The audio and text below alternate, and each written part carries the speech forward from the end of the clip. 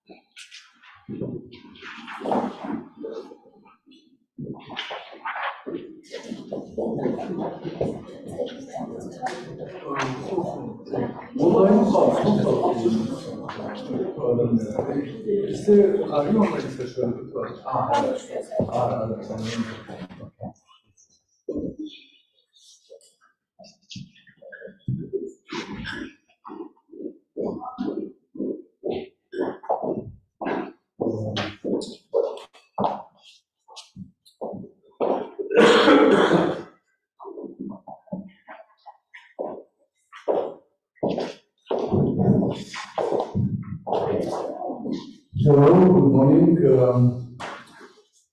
I'm Rafael Gogolashvili. We'll be moderating this session on behalf of the GFSIS, the host organization. We are delighted that our cooperation with Japan Embassy of Japan was really very interesting, and this time we decided to organize together with the Embassy of Japan this small conference or round table. Actually, it's more public lecture or discussion. In any case, this interesting two issues we are going to discuss. First of all, I would like to say that the interest in Japan in Georgia is growing. It was actually always, there was interest, but there was more cultural interest in Japan before. So towards Japanese culture, towards Japanese history and literature, or cinematography, etc. But now it's also growing interest, political interest towards Japan, and we are looking for, searching for ways how to cooperate and what kind of interaction establish, and how the immense Japanese, of course, resources and potential can be used also for our cooperation, and how Georgia can be helpful for Japanese ambitions as well, for example, to reach Europe and many other issues. In order to increase our cooperation with Japan, we need, of course, in Georgia also to know more about Japan, as well as Japanese need to know more about Georgia. And I think that this is also goes successfully, this process of mutual understanding and learning about each other. I'm very grateful, and we are very grateful to the Japanese embassy that actually they organized, the Japanese embassy organized travel of prominent Japanese researcher, Miss Hiroshi, who was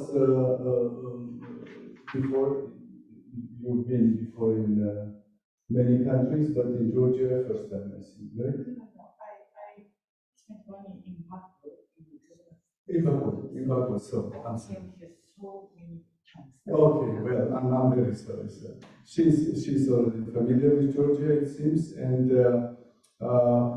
actually her major issue, major study field is South Caucasus, former Soviet Union countries, so this Eurasia as well, and of course she knows, and she's excellent expert also of Japanese policy itself and in the region, in the Indo-Pacific region. So this was really, so I'm really, very thankful to Japanese embassy for this visit, and we will hear her ideas. We will listen her presentation, and then the second presenter will be Mr. Uyama, Professor Uyama from Hokkaido University. He is also expert on Slavic and Eurasian studies, and he represents in Hokkaido University the Slavic and Eurasian Research Center. Many, of course, publications in this field. And I would like also to mention that Ms. Hiroshi as well, she made a publication about Brexit as well. So she will be not only presenting this session, but also we will ask her to intervene with her ideas about Brexit. And also Ambassador Georgi Badridze, who is a senior fellow at GFSIS, well known to Georgian audience and internationally also. He's quite well known, and he will be also speaking in this session while we will be talking about Indo-Pacific region and Japanese policy in this region. So let me not lose much time on these introductory issues and ask Professor Hiroshi to start her presentation. We have on the screen these slides, and please follow them. And then after three presentations, we will have discussion. I guess the time will be still available for this. Thank you very much, please. Thank you so much for kind introduction. I'm Yoko Hirose from Kyoto University, Japan.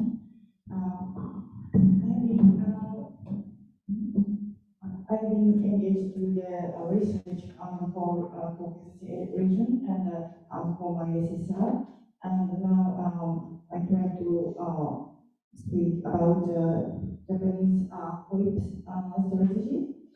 So the title will be Bilateral Cooperation between Georgia and Japan, focusing on FOIP.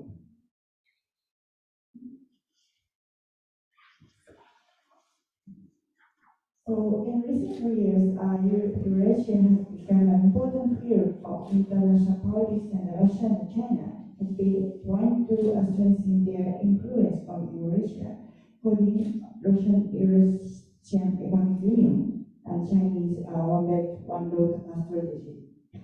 On the other hand, there are so many stabilizing factors such as the Ukraine war, a new war in Israel, the unstable situation in the wider Middle East, and the Afghanistan problem, the prolonged conflict and organization in Eurasia, problems, refugee, migrant, the wave of populism, and so forth. Japanese FOIP policy seems to have great effect, especially for Eurasian weak and stable countries. And Japan has been engaged with violent diplomacy. Here are the 5 factors of Japan's violent diplomacy. So democracy, freedom, human rights, rule of law, and market economy. The main aims of the biodiplomacy of Japan is focusing on expanding the horizon of Japanese diplomacy and supporting the economic development and globalization. And Japan's diplomacy has been developed with geopolitical point of view. For example, Eurasian diplomacy started in 1997. Silk Road diplomacy, 1999, Act of Freedom and Prosperity in 2006. Japan's foreign policy that takes harmonic perspective of the world map from 2013. In Japan, free and open Indo-Pacific strategy in 2016, and then finally, Caucasus Initiative from 2018. In addition, Japan has been trying to encourage the Guam. So Japan started Japan plus Guam cooperation program in the framework of freedom and prosperity. Actually, Georgia is a very important country of Guam. So I would like to stress about this program too. Since Japan Guam operation started in 2007, and Japan has been supporting development of Guam member states. And Japan Guam dialogues have been widened in the many levels, and area of cooperation is very wide, and we had some achievement to development of Japan-Guam relationship in various levels and sectors, and enhancement of visibility and reputation of Guam in the international arena, and stronger engagement of Japan in Guam regional cooperation, and contribution to better interaction of Guam member states, and public institute and influence, and capacity building in Guam member states. In addition, Japan started Caucasus Initiative from 2018. Japan has been engaged with the peace and development of Caucasus region. Caucasus region is a center of the corridor running through Eurasian continent and the gateway of connecting Asia, Europe, and the Middle East. So Caucasus is a very important place to think about Japanese FOIP, which will be talked later. So Japan supports self-sustained and development of Caucasus region and raise awareness of issues which can be common interest across the region. Then former Foreign Minister Kono visited 3 Caucasus countries in September 2018, and it was first visiting for Armenia and Georgia, and visiting Azerbaijan after 19 years absence as a Japanese foreign minister. Actually, I supported the visiting because at that time I was a member of Foreign Minister Kono's study group of Middle East. Then I requested to visit Caucasus region. Then he accepted my request. Then he visited three Caucasus countries. I think the visit was a great impression for Caucasus countries. So there was two main achievements. The first is that it Japan stands for the Caucasus region or Caucasus initiative and the concrete cooperative plan. And the second one is that dialogue concerning regional affairs were done during the visiting. Then there is the two pillars of Caucasus initiative. The first pillar is assistance for human resource development for state building. State building includes people and nation. State building is very important for Caucasus. So we are focusing on the rule of law, environment and disaster reduction, and economic and social infrastructure, and introduction of Japanese culture and assistance for Japanese language education. And second pillar is assistance for paving the way to appearing Caucasus. So we are focusing on infrastructure development and business environment improvement support. Actually, such kind of support is very important for stable development of Caucasus. So we have a common initiative to the region. So introduction of micro business, investment treaty and investor dispute settlement, and so on. On the other hand, we have also bilateral initiative to the region. In Georgian case, we trying to have a project on connectivity and transportation infrastructures, renewable energy, a bilateral investment authority, and bilateral investor treaty was attained already.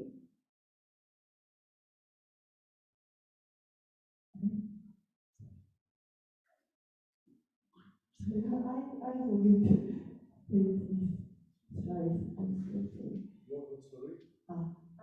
I forget to say I just did my PC and I forgot to send this slide. I'm so sorry. Yeah. Sorry. Then I want to start the talk about Japan and free and open Indo-Pacific strategy FOIP. Our former Prime Minister Abe announced his vision for free and open Indo-Pacific in August 2016. This vision was developed from former two diplomatic concepts. So, diplomacy taking a panoramic perspective of the world map and the proactive contributor to peace. And it covers two continents, Asia and Africa, and two oceans, Pacific and Indian Ocean. And 3 years of the great effort to realize for the strategy that is starting point. The first one is a promotion and establishment of the rule of law, freedom of navigation, openness, free trade, and so on. The second one is the pursuit of economic prosperity by enhancing 3 connectivities. So connectivity is the physical connectivity, people-to-people connectivity, and institutional connectivity. And third one is the movement for the peace and stability. Then Japan engaged to the FOIP strategy from 2016, and this policy was so welcomed from all over the world. But unfortunately, there was a COVID-19 problem from 2020. So this project was not so proceeded during the COVID-19. However, new FOIP started from this year. On March 20th, Prime Minister Fumio Kishida delivered a policy speech entitled Future of the Round Pacific, Japan's new plan for free and open Indo-Pacific, together with India as indispensable partner of the new plan of FOIP during his visiting New Delhi, India. And his main points are why it is necessary to develop FOIP now. So at the historical turning point, Japan has to clarify main points of FOIP and ask the cooperation for international society. And Japan will expand cooperation for FOIP. We need to cooperate for the peace and the aggression and for the global commons, such as climate and environment, global health and cyberspace. The position of FOIP has never changed, but Japan is trying to widen the network of cooperation, including each people with like-minded countries. Of course, it is including Georgia. Then, new point purpose is the forum. Japan tried to demonstrate, clarify the concept of FOIP as a guiding perspective to share by the international community at the history's turning point. The second one is that Japan tried to strengthen efforts to realize FOIP. In particular, incorporate new elements of addressing peace and global commons,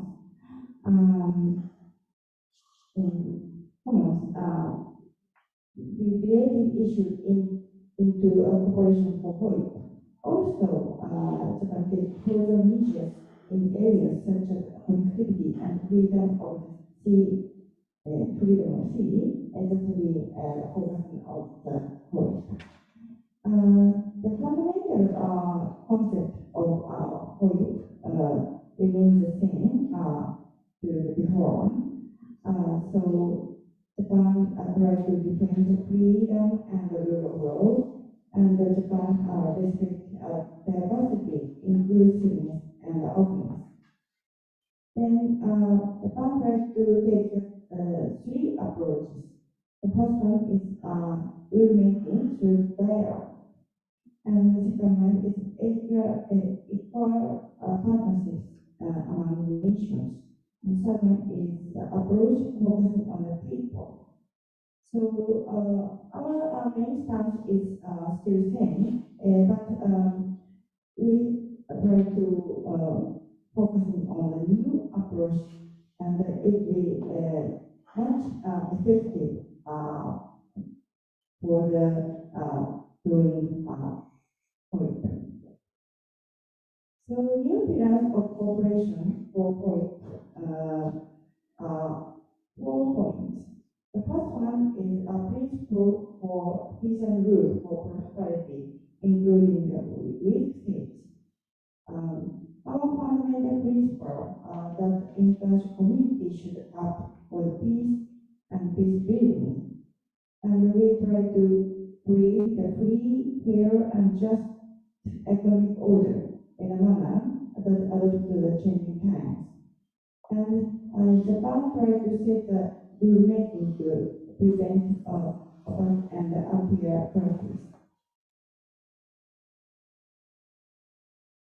The second pillar is addressing a challenge in an Indo-Pacific way.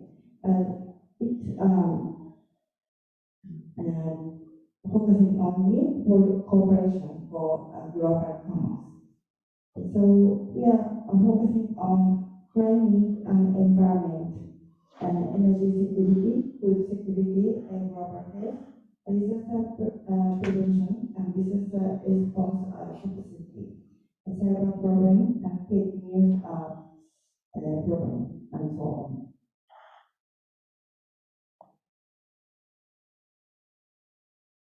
And the third pillar is the multi-layered connectivity. It is a core element of the cooperation for FOIP, including national levels and personal level. The initiative to further enhance connectivity for many regions will be very important in your peers. Then Japan tries to enhance knowledge connectivity with further development of human connectivity. And we are also focusing on digital connectivity too. Before, digital problem is not so serious, but now digital affairs is very serious for the world. Then the last one is extending efforts for security and safe use of the sea into the air. We're trying to make the stable and safe use of public domain.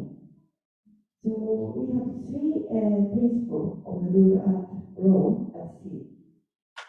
The states should make a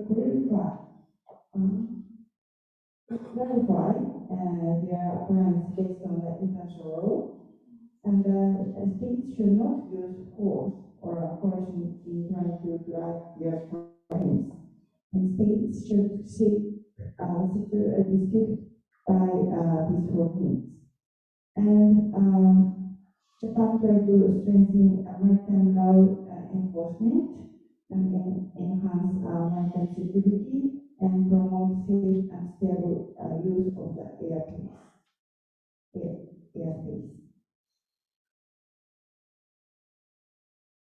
And we are thinking that method to promote cooperation for new FOIP the following. The first, Japan has been engaged with the official development assistance for a long time, but now we are trying to study the new type of ODA, so open type cooperation. It means that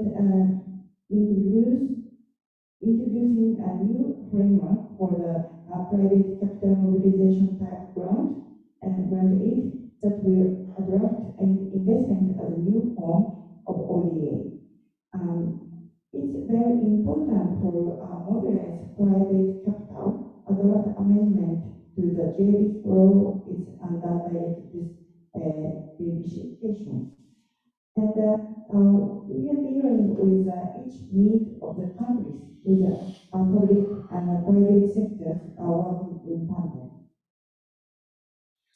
Now, the current situation in the Eurasian region is very complicated. The war in Ukraine it continues, and the Russian influence over the former USSR countries is decreasing now. But China and Russia have been cooperating to success One Belt One Road and Eurasian economic project. And Central Asian states welcome China at first because they have been controlled by Russia, and most of oil and gas were bought by almost only Russia with a very cheap rate. And now China's debt policy has been serious even for Central Asian countries, especially for Kyrgyz and Tajikistan.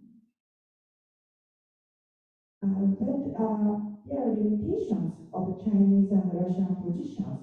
Although China and Russia have constructed some infrastructures, they have never contributed to the rule and law, freedom, sustainable development, peace and quality of life of Eurasia. They are not sharing the same value with Japan, Western countries, and Georgia. They don't contribute to peace, but rather stabilize it. Chinese and Russian shepherds are very strong, and many Central Asian students are trying to learn Chinese or Russian for getting a job or working away from home. But such situation will lead to a problem and mobilization as a solution in the Ukrainian war for Central Asian young people. And under the influence of China and Russia, it will be very difficult for many Eurasian countries to develop as a democratic countries. So Japan is trying to make Eurasia and Indo-Pacific region much better with like-minded countries such as Georgia. Japan has many advantages to promoting FOIP. We have strong technology and historical experiments. So we have good manufacturing power, digital technology, high technology on infrastructure. And all of them are very good for the development and sustainable situation for Georgia. And now, mobility of people is also very important. Students and academicians can travel freely abroad between Japan, EU, and wider Asia, Africa, and so on. And Japan has many kinds of technical income training program, culture program, and security also effective. And Japan ODA has been worked very effective in many countries, including Indo-Pacific region and wider Eurasia. And Japan has been earning the trust from many countries. In addition, experiments and technology and reconstruction assistance is also good for Japanese assistance. Japanese diplomatic stance for Georgia it has a full aim of development cooperation for Georgia. First, the South Caucasus is very important region, and Georgia is a really strategically key area and a regional hub. And second, it has promoted the economic development as a sustainable policy. Third, it has formulated the long-term development strategic goal, vision 2030, by 2030, and it's promoting initiative to achieving the SDGs. Fourth, it is important country for the view of Japan is Caucasus initiative. Then Japan's ODA for Georgia has been done in many years. Actually, Japanese Ministry of Foreign Affairs evaluated Japan's ODA for Georgia in 2015. And I was the main member of the evaluation, and we evaluated the Georgian using Japanese ODA very nice. So we really appreciate you for your efforts to use Japan ODA very well. And for the relations, Japan will support Georgia for the peace and prosperity and regional stability and development. And Japan will support Georgia for Georgia to be more stable hub country and center of the region. And also we support Georgian membership for EU and NATO. Actually, I know that Georgia has a good evaluation from EU Commission on 8th November. So I have a good imagination for Georgia future. And I believe that Japan-Georgia cooperation can be very effective, not only for the Indo-Pacific region, but and the wider Eurasia, but for the all over the world. Thank you so much for kind listening.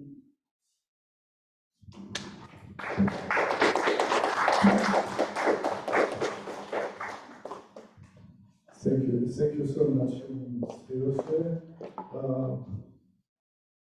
I think you made quite wide overview of Japanese policy around the world, and thank you very much for also describing your attitude towards Georgia and emphasizing significance of Georgia with Japan, and of course explanations about the Pacific region and the problems there are very useful.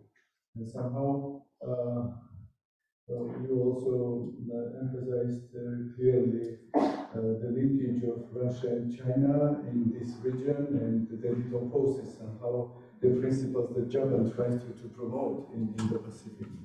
So thank you very much. We will be still discussing, and we will ask you then later to comment on certain questions. But now let me turn to Professor Oyama from the University of Hokkaido, who is online, I hope still, right? Yes. Yes, very good. Thank you very much, Professor.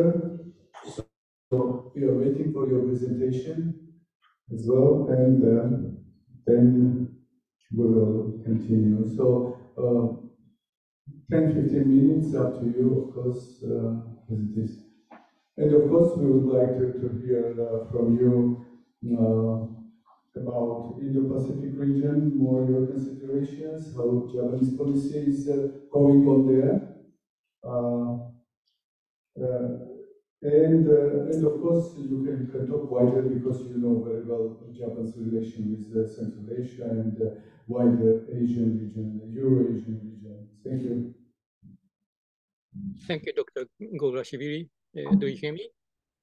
Yes. Unfortunately, the audio quality via Zoom is very poor, so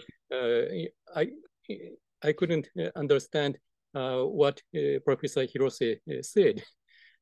But I think my talk will not overlap with hers because We can hear you very well, indeed. Pardon? We can hear you very well. Yes, I couldn't hear you very well, unfortunately.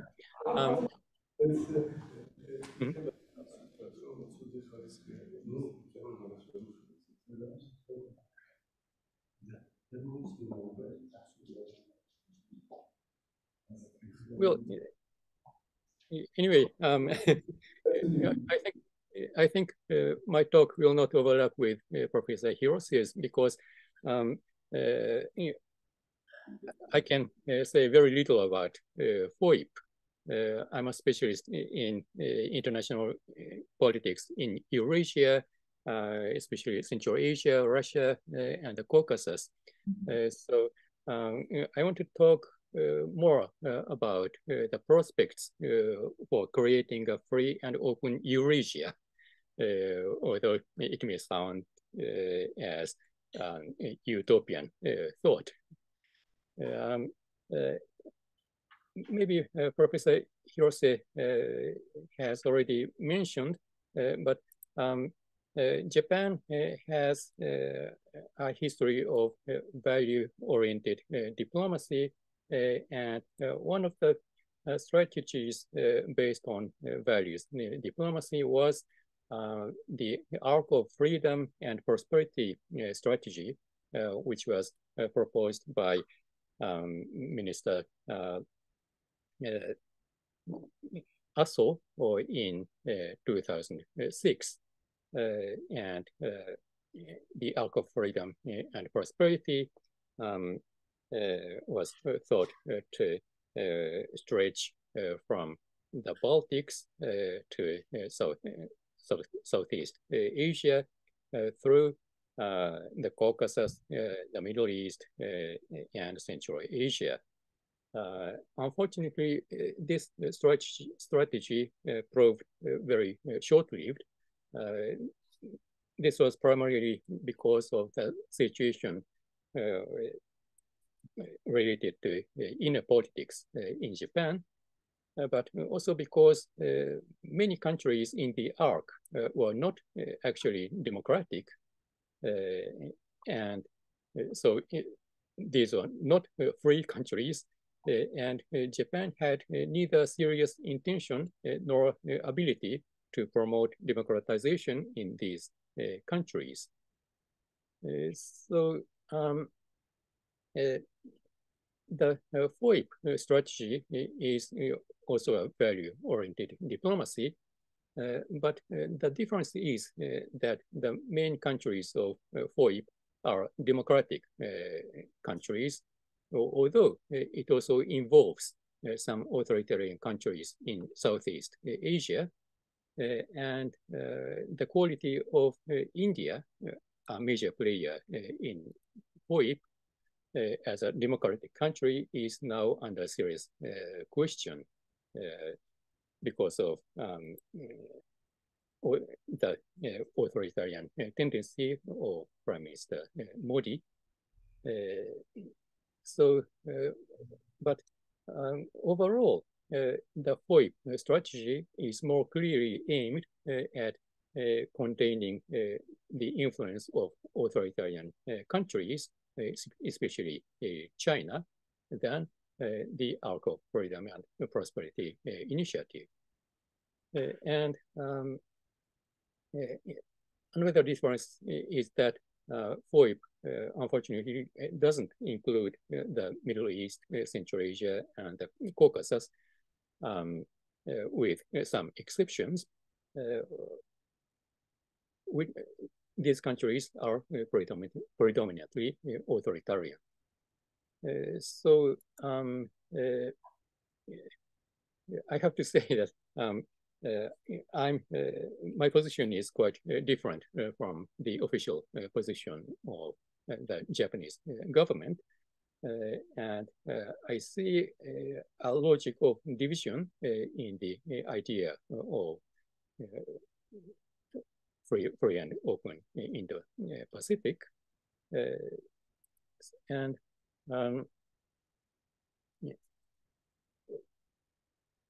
I think one of the lessons from the Arc of Freedom and Prosperity strategy is that although we shouldn't condone authoritarian states, but we have to have pragmatic relations with them if they don't behave aggressively towards other countries and don't intend to destroy the international order. So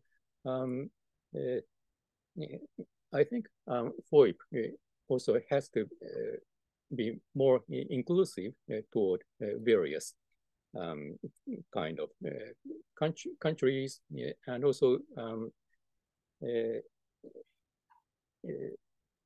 independent from what kind of name the Japanese government uses for diplomatic initiatives in Eurasia. Japan has to more actively include Eurasian countries in its diplomatic strategy. And another keyword which the Japanese government has been using more frequently than before is global South. So the government shows that Japan and the other G7 countries have to more actively engage with global South countries. Of course, this is basically a good idea. If we talk about the concept of global South, then we have to say that originally, this is not a concept of dividing the world into two regions, but frequently people imagine global South and global North as two different regions in the world. And the South Caucasus and Kazakhstan and Turkey sometimes enter global South, sometimes are included into global north. So these are our border zone in the concept of global north and global south. And of course, we have to admit the existence of inequality between the West and the non-West, between rich and poor countries. But we must not divide the world into conflicting blocks.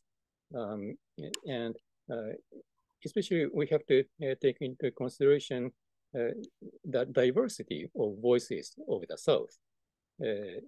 And also the danger of great power nationalism of some non-Western big countries. And of course, we don't have to divide Eurasia into conflicting South and North. So I think we have to reconsider the concept of Eurasia, especially after the full-fledged invasion of Russia into Ukraine. Some people criticize the term of Eurasia as a term reflecting Russian expansionism, but I think we have to think about the possibility of creating a non-Russian centered Eurasia. Eurasia is not necessarily related to Russian expansionism, but it also indicates the diversity and coexistence of various cultures in the Eurasian continent. So maybe we can think about a new axis of Eurasia, for example, Kyiv, Tbilisi, Astana. Of course, we cannot immediately create a free and open Eurasia when Russia's war is going on. Transformation of Russia into a non-imperialistic country is prerequisite for creating a free and open Eurasia. But someday the war will end, and we will have to think about a new order in Eurasia. And then one of the key regions will be undoubtedly the Caucasus, where diverse peoples live in a relatively small region. And to create a free and open Caucasus, we have to resolve conflicts inside this region, including the Nagorno-Karabakh conflict. And I think Georgia can play a role in intermediating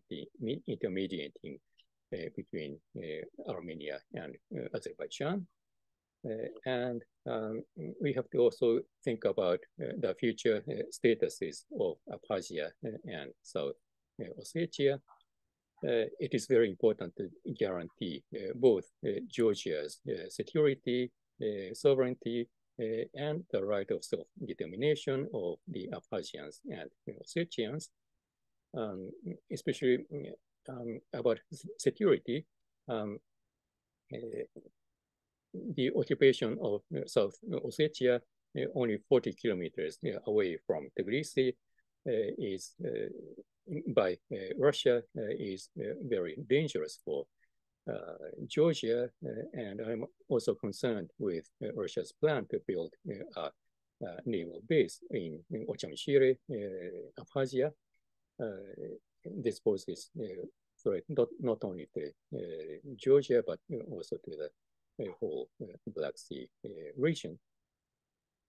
And I visited the three South Caucasian countries in August and heard various opinions from experts about the current situation. And I learned how these countries are struggling for survival. Of course, this is very understandable. Small countries always have to bargain with great powers. But I think it is also important for small countries to be responsible for peace and order in the world. Sometimes relatively small countries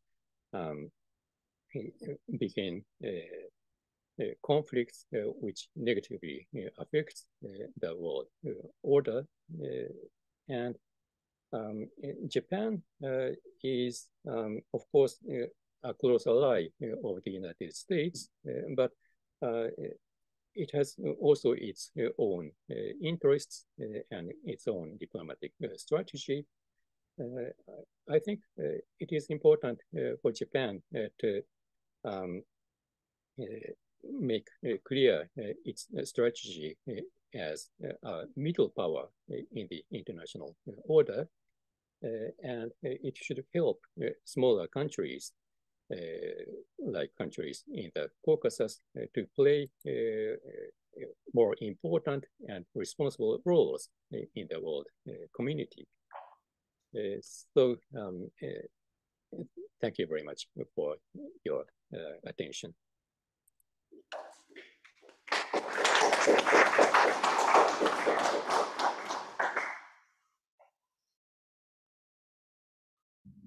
Thank you so much, Professor. As I expected, you made quite overview of the region and the problems. Also interesting your views.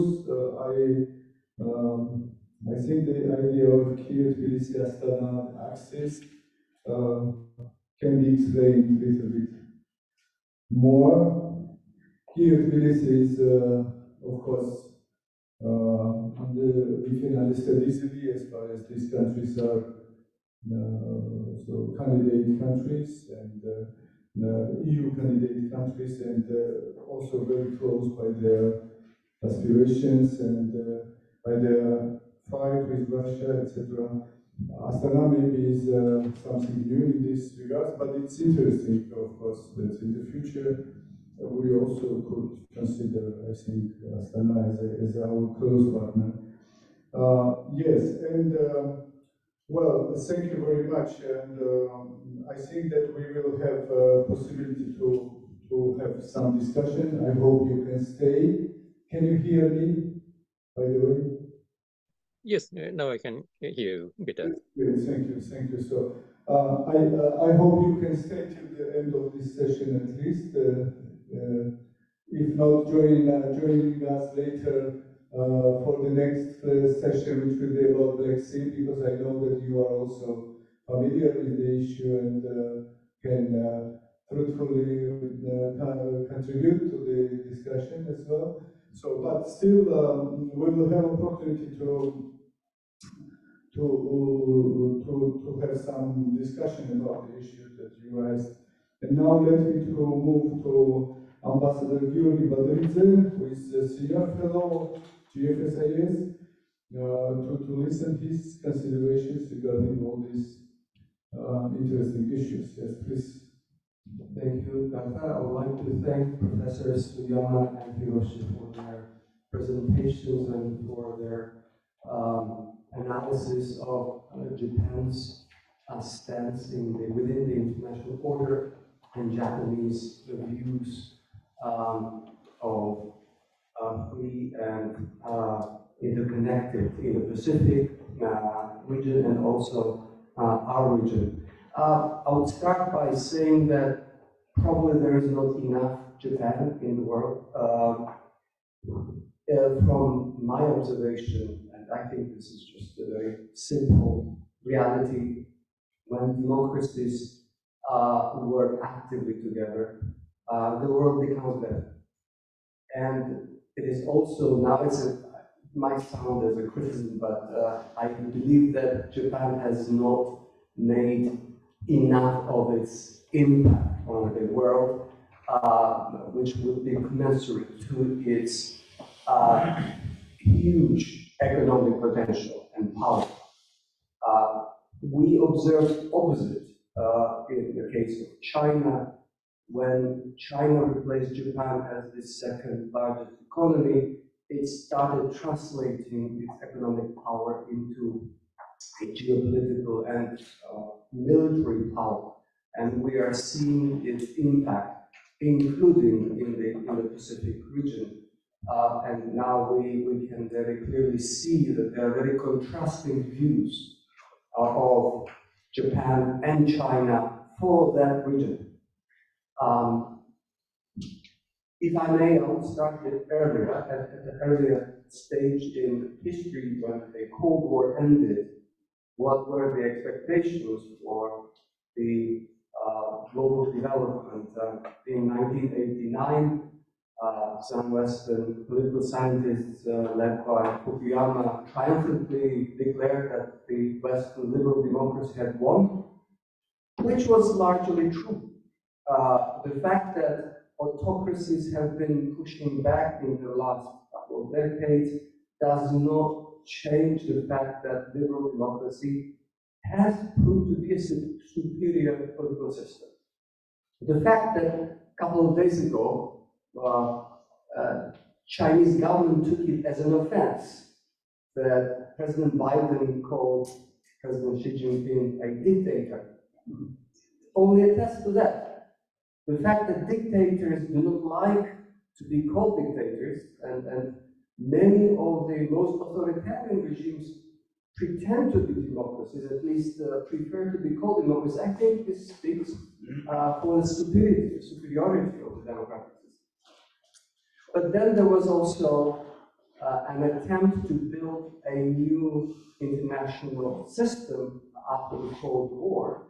And I think the problems of these days, modern times, when we feel probably most insecure for a very long time, I think this insecurity stems from the fact that post-Cold War international system was never fully completed.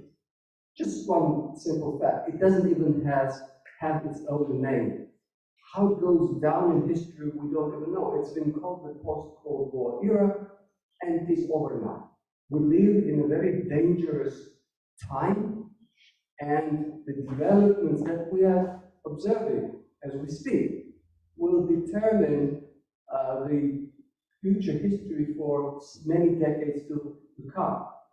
And the moment that I think we are now observing is, and it will be, like I said, decisive, is a competition of several visions for the world.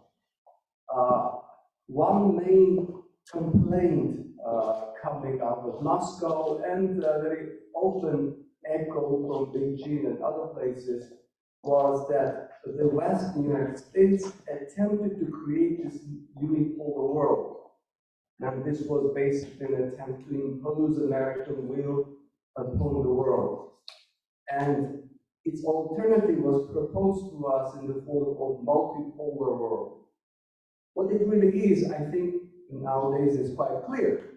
It is the opposition of authoritarian regimes to universal democratic, internationally accepted rules-based system. And what they call the multipolar world is in reality an attempt to secure the spheres of influence. And we all have seen what sphere of influence for Russia means.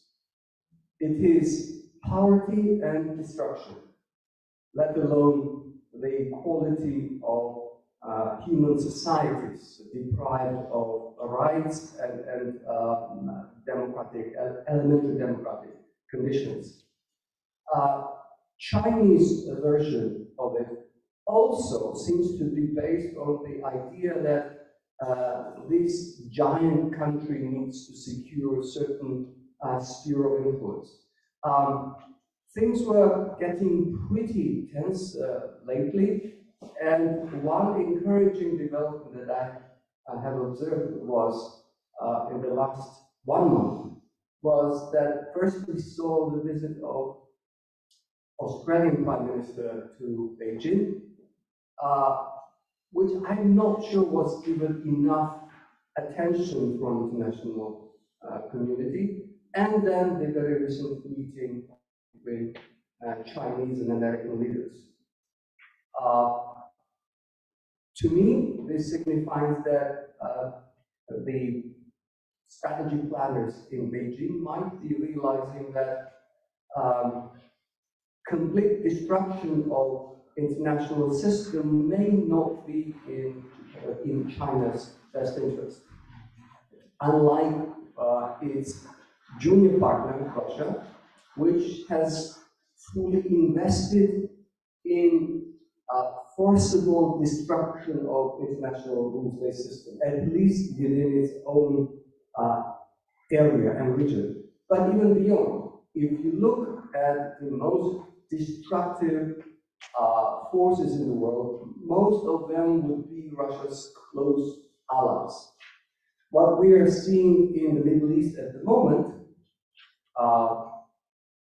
well, also is significant. I mean, I don't believe there is any doubt that apart from immediate players in the Israeli-Hamas conflict, the only outside force which has something to gain would be Russia. I do not have specific evidence or intelligence to suggest that Russia is behind the 7th October attack on Israel, but there is no way of escaping the fact that this new conflict amid the unresolved, unfinished war in Ukraine has divided the Western energy and efforts, including direct military supplies that were coming to Ukraine and now has to be somehow shared with Israel. And the simple fact of life is that all the actors in the Middle East that are now at war with Israel are Russia's closest allies. We've been seeing Hamas representatives visiting Moscow time and time again during this year, and even after the attacks on Israel, Hamas delegation was welcomed back to Moscow. But back to China.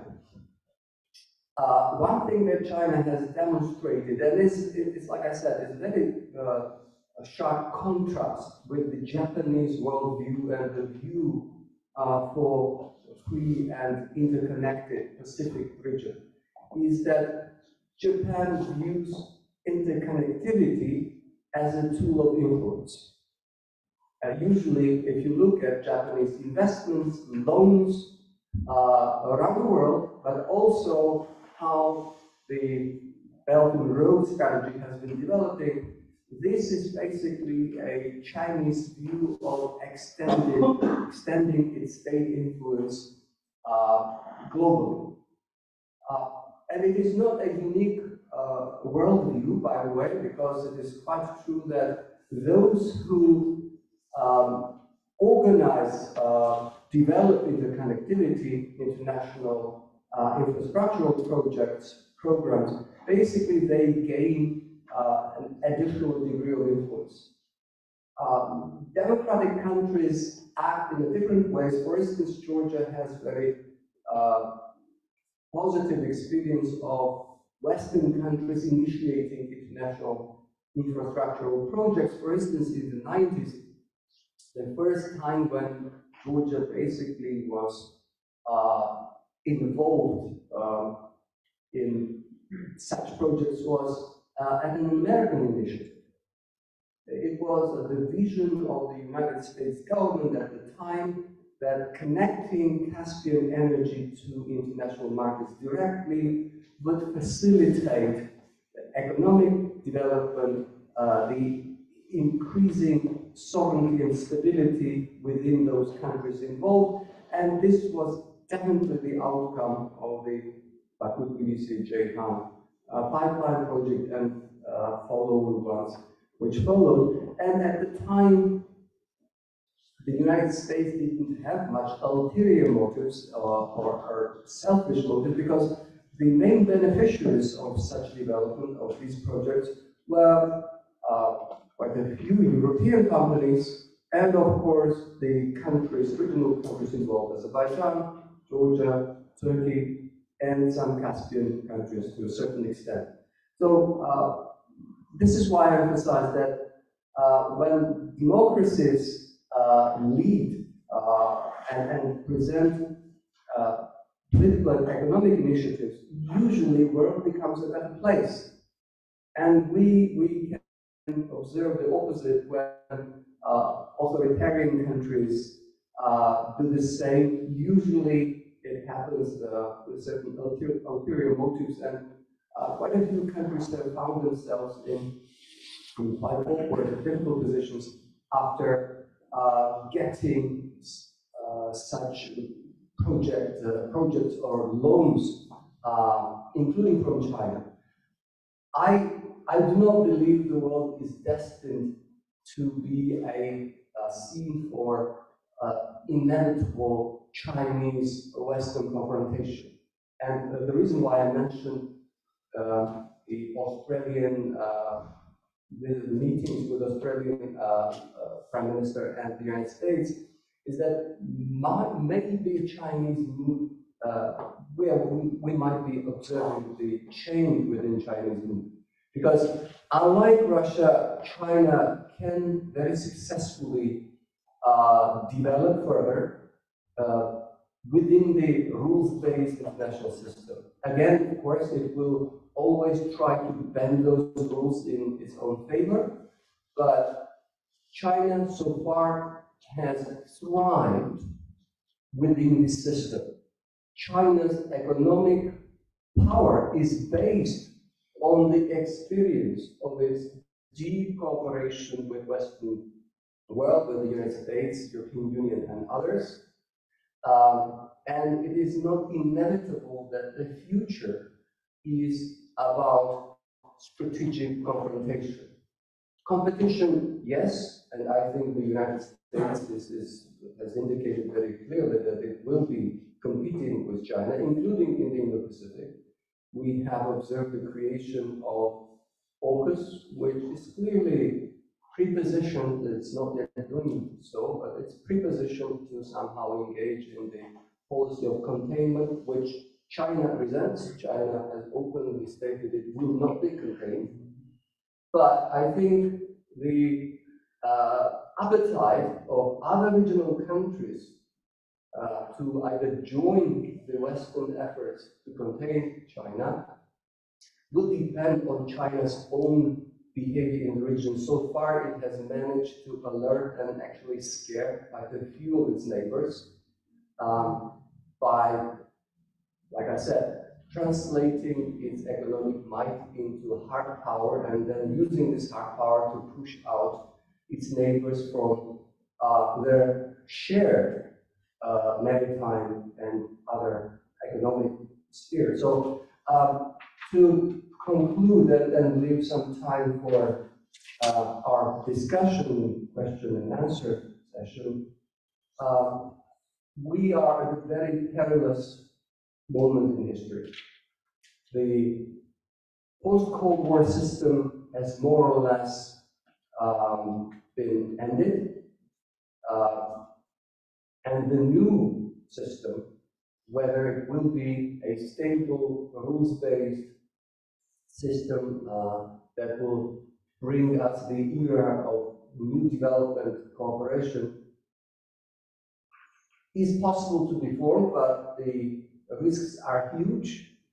And without addressing Russia's predatory behavior, and without making sure that China and the Western powers, democratic powers, are convinced about their ability of coexisting and cooperating, that the future can actually be also very dangerous and chaotic for years to come. I hope that we can achieve the former, when countries with different political systems can cooperate. There is experience of that. But once again, I would like us to be very much aware of the risks, because if the international cooperation breaks down, then chaos would be inevitable, and our descendants wouldn't be very grateful for whatever legacy we have left for them.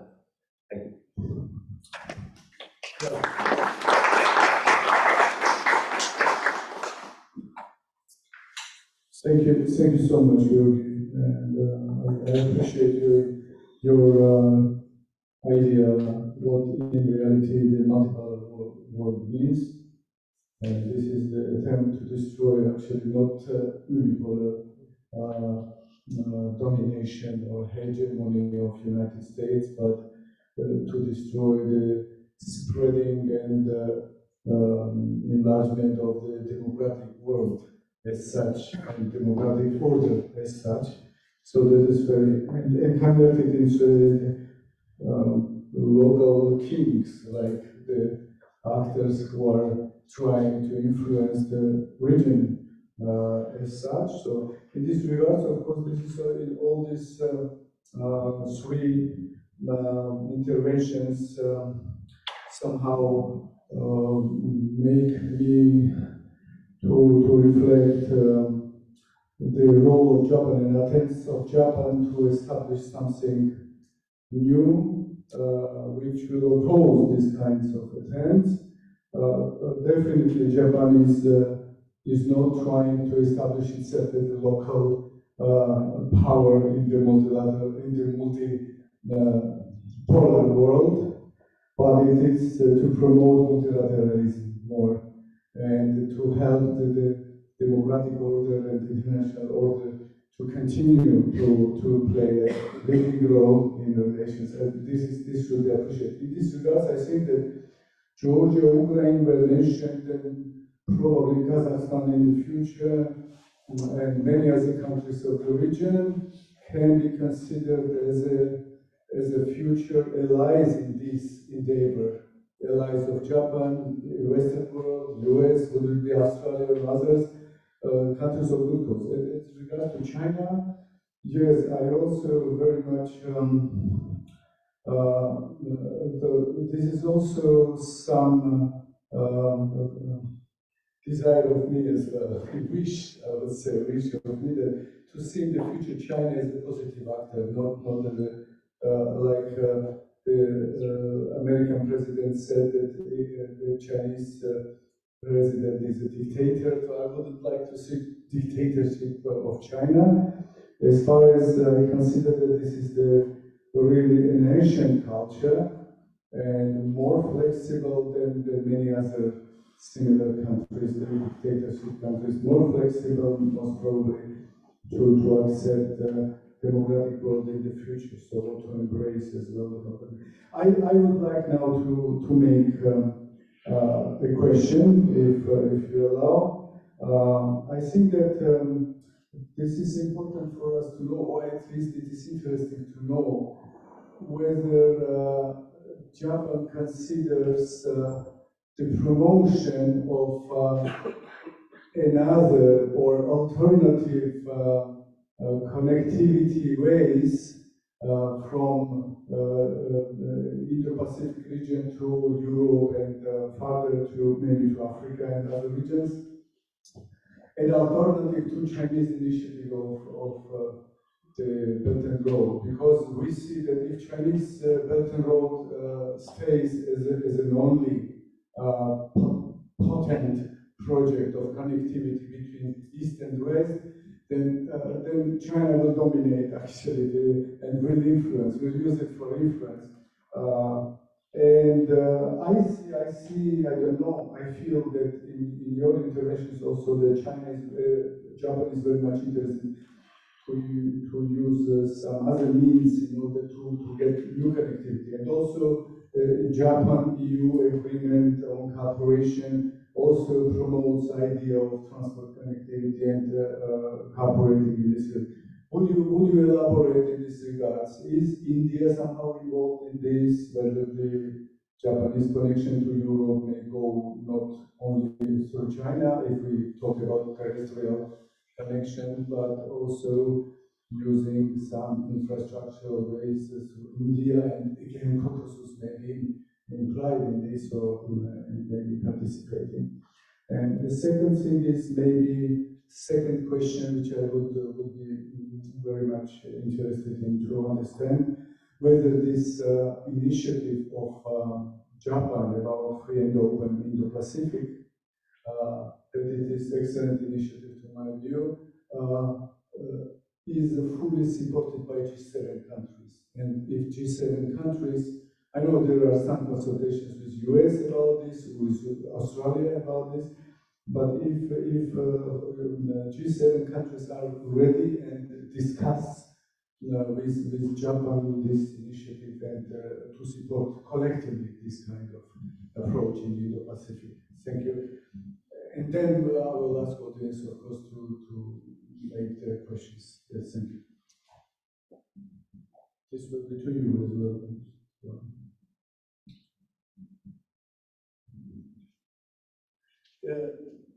I don't know, maybe Mr. Uyama, if he's on, is he online still? Yes. Yeah, maybe Professor Uyama responds first. Have you heard my questions?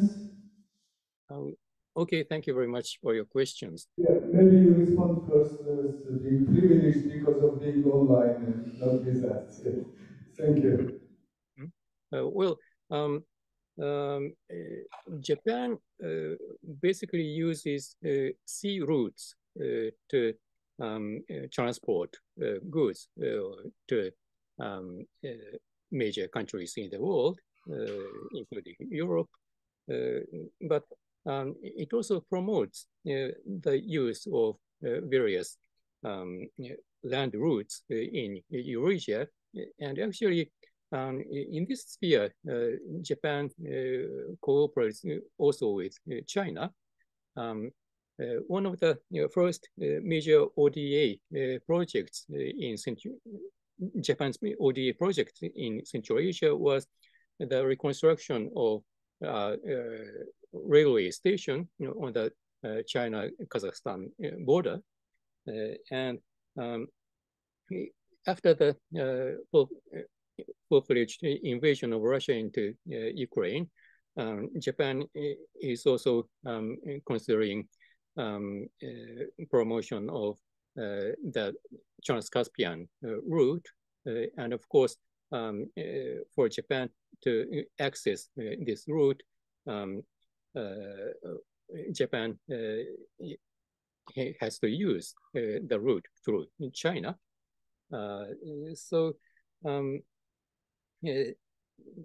As Ambassador Badruidze mentioned, China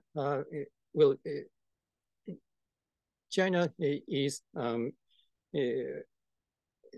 in a way similar to Russia in the sense that it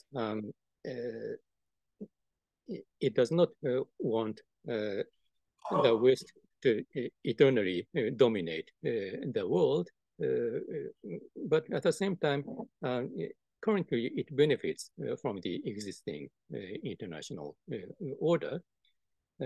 So in some spheres, Japan, of course, can cooperate with China, but at the same time,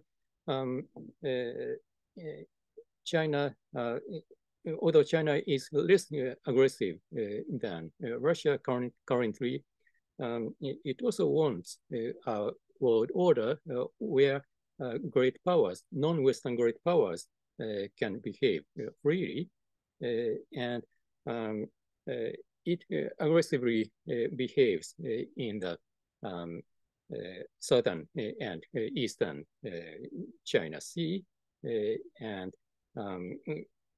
its behavior is becoming more and more aggressive towards Taiwan. India and other neighboring countries are also concerned by China's behavior. So,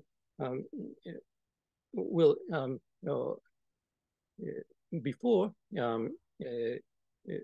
and we have to more closely observe the inner situation in China. Before, in Russia, there was constant and strong propaganda about the threat of the West and the unstable situation in Ukraine. And the West and Japan also treated this propaganda as a kind of joke. And we thought that Russia wouldn't invade Ukraine, but it proved that inner propaganda reflected the intention of Putin's administration. And unfortunately, in China, there is a quite aggressive propaganda. And so we cannot exclude the possibility of China's invasion of Taiwan. But at the same time, we have to understand that China has its own perception of its own threat perception. It thinks that it is the United States has aggressive intention of containment of China. So we don't have to provoke China. So in this regard, I don't intend to totally deny the significance of FOIP strategy, but we have to be quite careful not to provoke China. Thank you. Thank you very much. And probably you, Professor Firoz. Thank you so much for great questions. At first, about connectivity, as Professor Oyama said, that Japanese has been proceed a city road because we are island nations. But recently, we are trying to not exist connectivity such as digital connectivity and analyzing connectivity, especially after the COVID-19. COVID-19 changed the world, especially in the area of connectivity, and we can connect easily by online satellite. And we can always talk using online, and we can share the imagination and the ideas and so on. So it's a new connectivity, and Japan focusing on such kind of new connectivity. In addition, it's very important for sharing the same mind, especially between the like-minded countries. So I'd like to stress the digital connectivity and knowledge connectivity and so on. In addition, now the world focusing on the middle corridor. It's corridor from China to Central Asia, Caucasus to Turkey and then Europe. It's escaping Russia, so it's very important. Actually, Japan is not the route on the middle corridor, but we can support, for example, some Japanese transportation companies are very interested in the middle corridor project. In addition, now we are focusing on the Arctic region. Actually, the melting of the ices by the world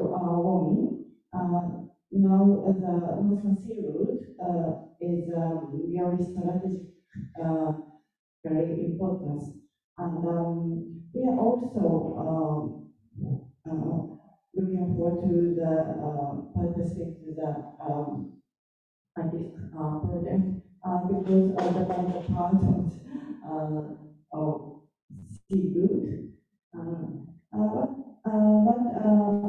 know that this program is not so related to Georgia, but it's kind of the sea route. And to think about the sea route for Eurasia, India is very important for Japan sea route. It's the mid of the place between Japan and EU. Yeah. So we are trying to also focusing on the sea route. Actually, to proceed in the point, this G7 countries cooperation is also very important. Actually, Japan is acting the leader of G7 this year, and we are trying to use G7 connectivity for our peace. In addition, including the militaristic field, we have to make importance at G7. For example, we are member of FOIP. Actually, we have no military and we can't at the military operation in the world. But we are supporting the world peace from the also G7. Thank you very much. Please. Thank you. Well, if I may develop the idea that I already mentioned, China has been investing heavily in international infrastructure development, but Georgian government which recently declared that it's entering into a strategic partnership with China must have noticed that Belt and Road doesn't have a specific plans for Georgia and Middle Corridor. Well, we haven't seen much tangible outline of China's vision for infrastructural development, connectivity development in Georgia. And one thing remains the fact that China, since early independence, has been treating Georgia still as a kind of Russia's domain. It has not been actively competing for influence in our part of the world. Its investments have been occasional. Its companies have been involved in some infrastructural development in Georgia, but never at the strategic level. To continue my line of criticism, I have to really mention the European Union, which really failed to develop strategy, not just for our part of the world, South Caucasus, but for its own interest of being connected with the Central Asia.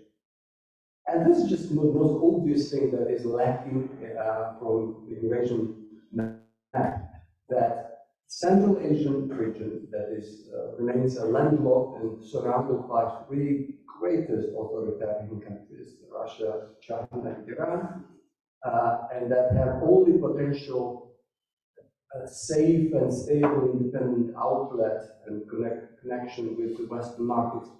That direction, potential gateway South Caucasus is not really developed to the full of its fullest potential.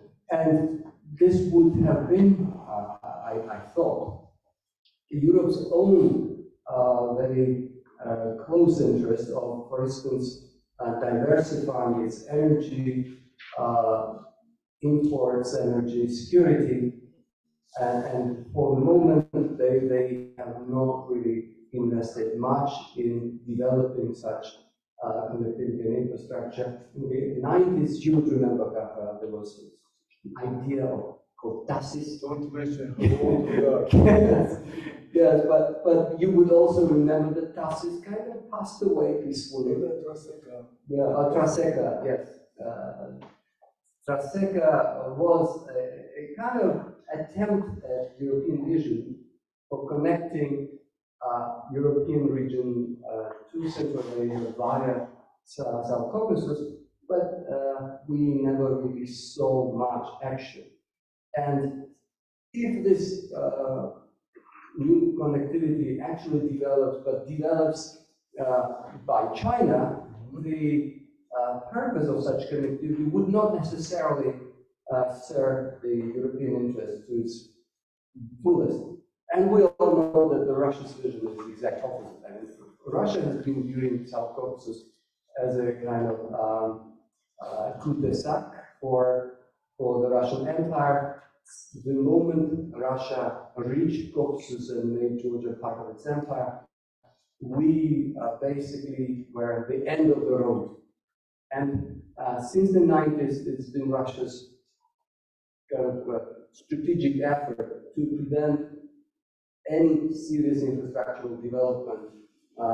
Again, based on our age and experience, we remember how supposedly democratic president of Russia, Boris Yeltsin, personally threatened Edward Shevardnadze and deterred him from participating in such projects in Jehan. So there is, in my view, a very strong potential for infrastructural development that would benefit both our Western and Eastern neighbors and would consolidate Georgia's own position both economically and also strategically. I mean, small country is only stable when other major players have a stake in its stability and in its existence. And greater the international function such a small state plays, greater the value of its existence is for other players. So I think there is a very direct interest for Georgia, also Azerbaijan, to cooperate with our both Western European partners and Turkey on the Western side and our Central Asian neighbors to the east of the Caspian, maybe even with the Chinese participation, but the best way to realize economic potential, all those involved, would be a new vision, strong efforts that would lead to greater infrastructural economic connectivity between Europe, South Caucasus, and Central Asia. Thank you, Georgi. And let us to see if we actually have consumed all our time, but still, if we steal a bit from the coffee break, some 10 minutes, we could still discuss any issues if there are questions from the audience. Yeah, please. Thank you. Thank you very much. I'm Alex Petriashvili. Thank you very much for your presentations, your views.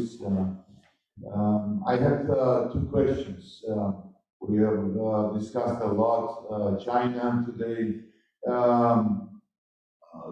We haven't mentioned the South Sea tensions and the possibility of gaining the power or the control over Taiwan militarily. Do you foresee this kind of development? There is a lot of talk about 3 wars simultaneously in the nearest future, like a war in Ukraine, a war in Israel against terrorism, and the possibility of the war in Taiwan. That's one question. And second, as far as we know, the negotiations on the northern territories or the communication between Russia and Japan have been interrupted since Japan joined the international efforts against Russia's invasion. What is the status of the affairs of the relationship of Japan and Russia now, and do you foresee the increase of tensions between Russia and Japan? And last but not least, a very last question is AUKUS, the Australia, United States, and UK, United Kingdom have this security arrangement. Do you think that Japan and South Korea should consider joining this platform? Thank you. Well, thank you, Alex. Thank you very much for the question. And I don't know, maybe who will say first? Mr. Uyama? Okay. Thank you for the questions.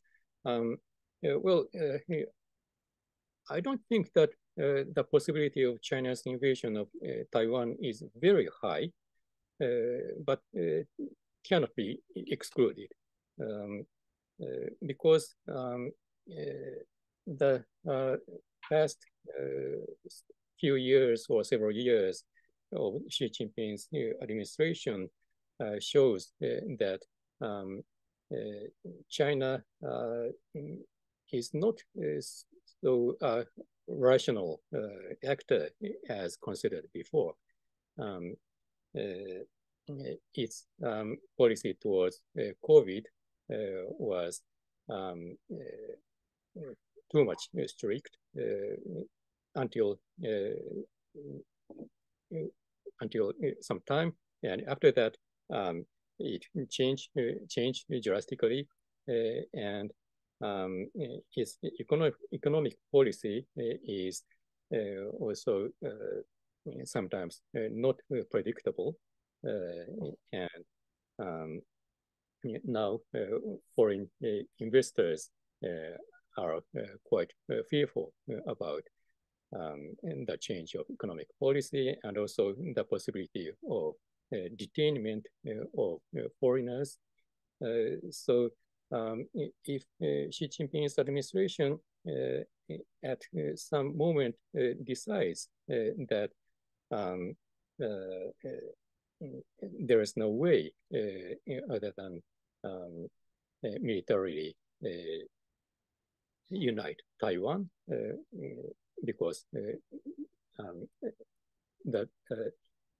union of because they consider Taiwan is a part of China. They think that this is an internal problem. Then it may invade Taiwan. So we have to very closely observe their policy changes. So yes, I think Professor Hirose can answer to the other questions better than me. Thank you. Thank you very much. And yes, Professor. Yes. Thank you for your question. First, about Chinese invasion or the possibility of Chinese invasion of Taiwan.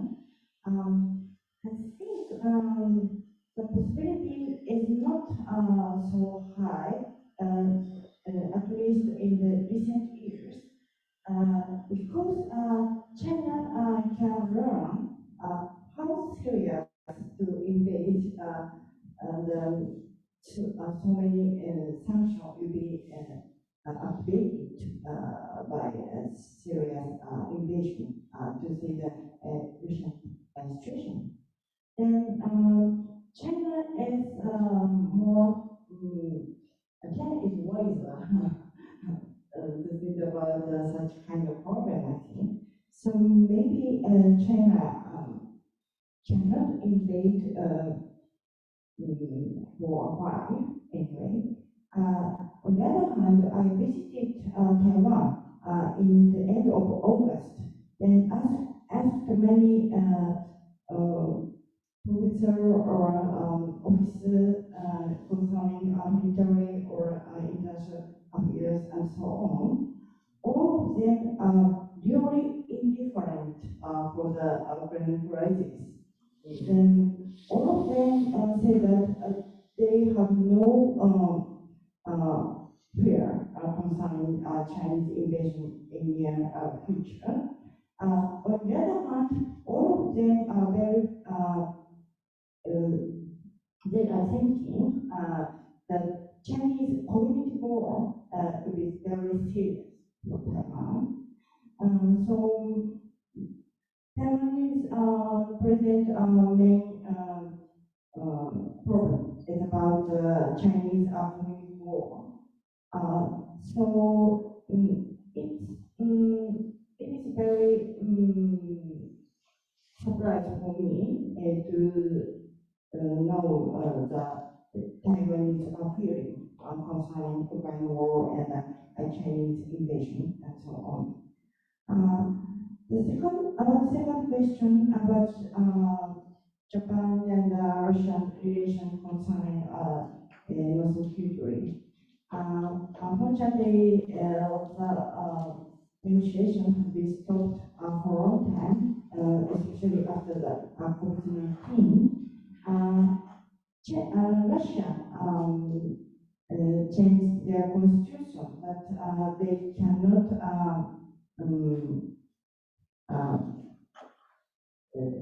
give any territory in 2020. At that time, the possibility to recover the northern territory became very low anyway. But at that time, we can't have a face-to-face negotiation because of the COVID-19. In addition, after the start of the Ukraine war, we activated the highest sanction against Russia and the G7 countries. It's very different from the situation of Russian annexation of Crimea in 2014. At that time, then Prime Minister Abe cared Russia so much, so our level of sanction was very, very low. And now our sanction level is very high. And then we can't have any negotiation concerning Northern territory. And we had some kind of project for the former resident or both people to know the each region, such as visa-free visiting and so on. And such kind of project should stop at all. Any project nothing. So the so future prospect of the negotiation of negotiation concerning Northern territory is very, very hard. Thank you so much.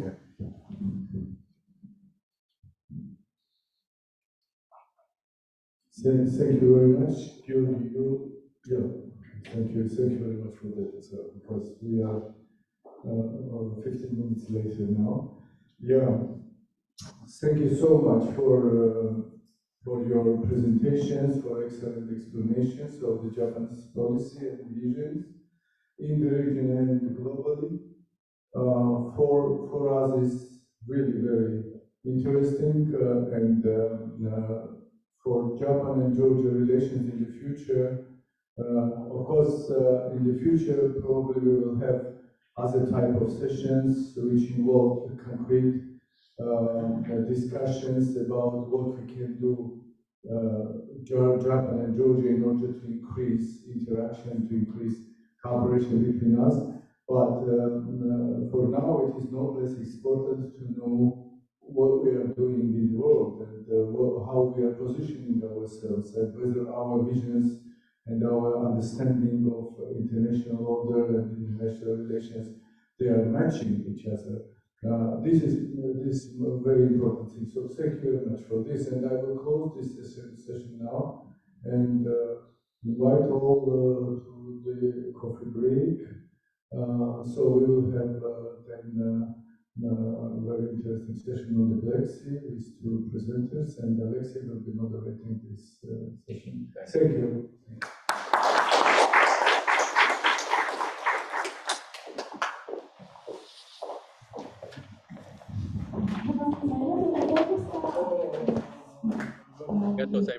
Thank you very much. Special thanks to Mr. Professor Yama for being there. If you join us later on the Black Sea session, it will be great. Well, unfortunately, I have to leave now. I very much enjoy the discussion. Thank you. Okay. Goodbye. Goodbye. Bye.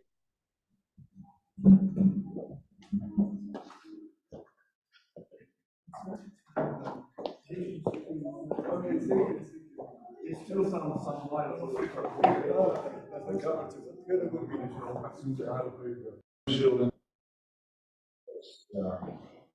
Thanks for reminding.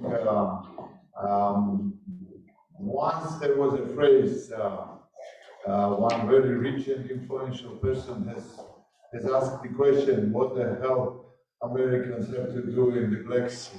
You know, now not only the Americans, but NATO's interest towards Black Sea is increasing since the start of the full-scale invasion of Russia in Ukraine. It has become even more in the focus of the international community, of NATO as an alliance, of the United States. So what are the concerns, what are the threats, and what are the perspectives of Black Sea region and the improving security in the Black Sea? Today we have two excellent speakers. Ambassador Nicholas Vashakidze, my former boss at the Ministry of Foreign Affairs, the director of the Political Military Department, who was leading the Georgian delegation in the negotiations with the Russian Federation on the withdrawal of the Russian troops from Georgia. Very much thanks to Ambassador Vashakidze, it was successfully negotiated in 1999, and he has held the very important positions in the government of Georgia until 2012. Deputy Minister for Defense, Deputy Minister of Foreign Affairs, Deputy Head of National Security Council. So it is a great pleasure. Today he is in the capacity of the expert on the Black Sea. He will speak about the Black Sea security. On my right, we have the senior fellow, Mr. Tornike Turmanidze, also in the previous years holding the positions in the National Security Council, at the Ministry of Interior, at the Analytical Department. He also had the background of doing the political talk shows at Rustavi too, and then Tavari. He is the professor at the Tbilisi State University and at the Georgian Institute of Public Administration, the Caucasus University, the professor of the public administration, right? International affairs. So, thank you for your consent to participate. Let me start with Ambassador Vashakidze, and then we will switch to Mr. Tornike Turmanidze. I will not put too many questions. I will give the floor then to the audience. Please.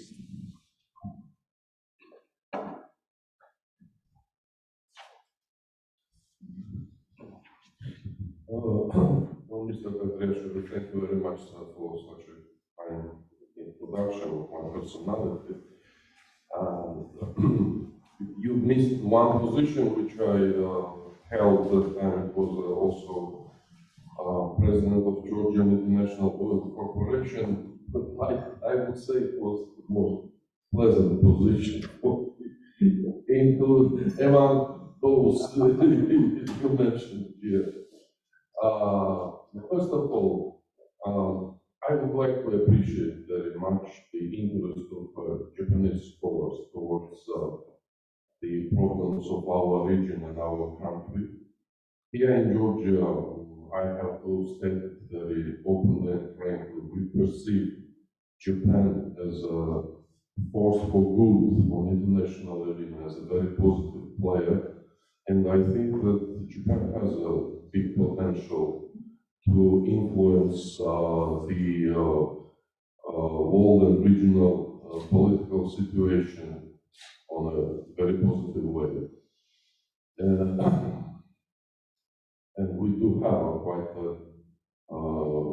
already good tradition of cooperation between Georgia and Japan. Okay,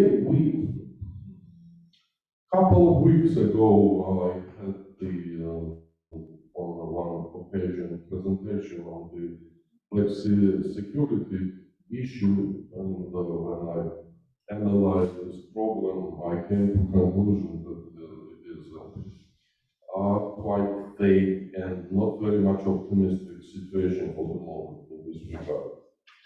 First of all, we have to mention that we cannot speak about the Black Sea region and its security isolated as such, because it is part and very much dependent on the global and big sub-regional system and situation.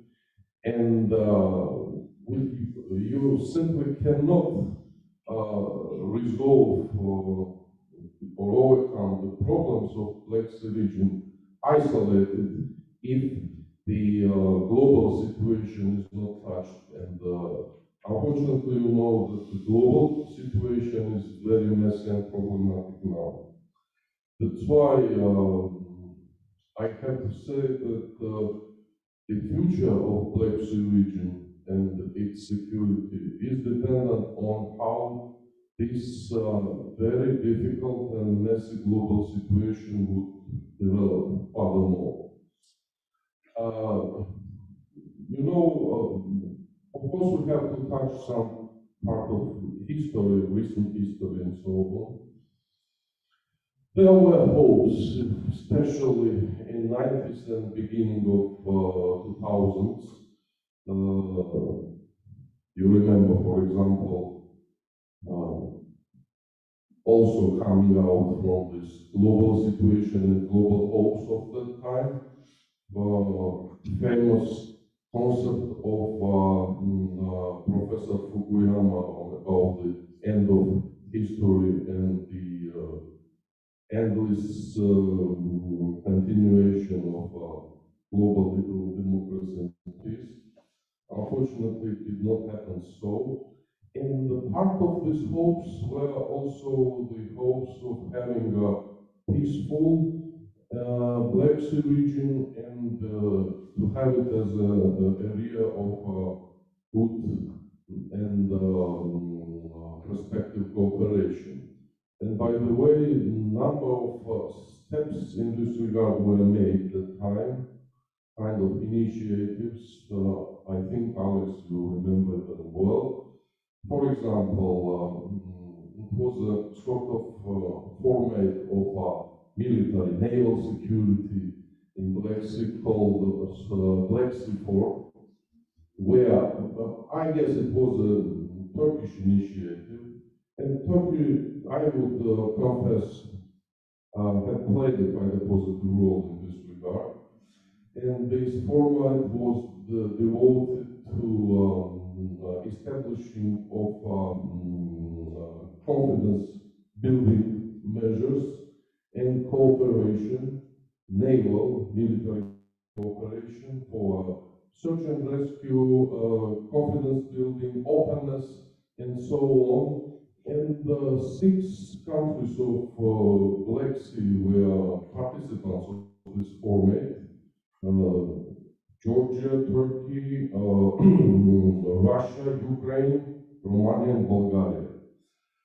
But you know, another format was economical one, which touched not only the coastal countries, but the broader, but also was connected and called as Black Sea Regional Organization, so-called BSEC. It was the Black Sea Economical Cooperation Organization, which was also announced with the big expectations. But I have to confess that those both formats are in a kind of a failure situation right now. And we are going to speak about reasons we are going to be very frank. What kind of cooperation and naval or political cooperation and confidence building is possible if the major condition is not met? And the major condition was, for example, in Black Sea 4, the mutual respect and acknowledgement of internationally recognized borders. But when in 2008 Russia invaded Georgia, and then unfortunately recognized the legal parts of our territories, including Abkhazia with its maritime borders, as so-called independent state, and provided its own illegal military presence on our naval territory, it made simply impossible continuation of cooperation in this format, at least for Georgia, but for others as well, because without the respect to the very basic things, it is simply impossible to cooperate in this regard. And then the same thing several years later happened with Ukraine when Russia illegally captured the Ukrainian territory like Crimea and violated now already Ukrainian maritime borders. About this situation, unhealthy situation, of course, affects the economical cooperation as well, and that's why I would not say that the BSEC, another economical format, is also successful. Yes, it exists. Some projects maybe are going on, but we've seen nothing very impressive in this regard as well. So we see to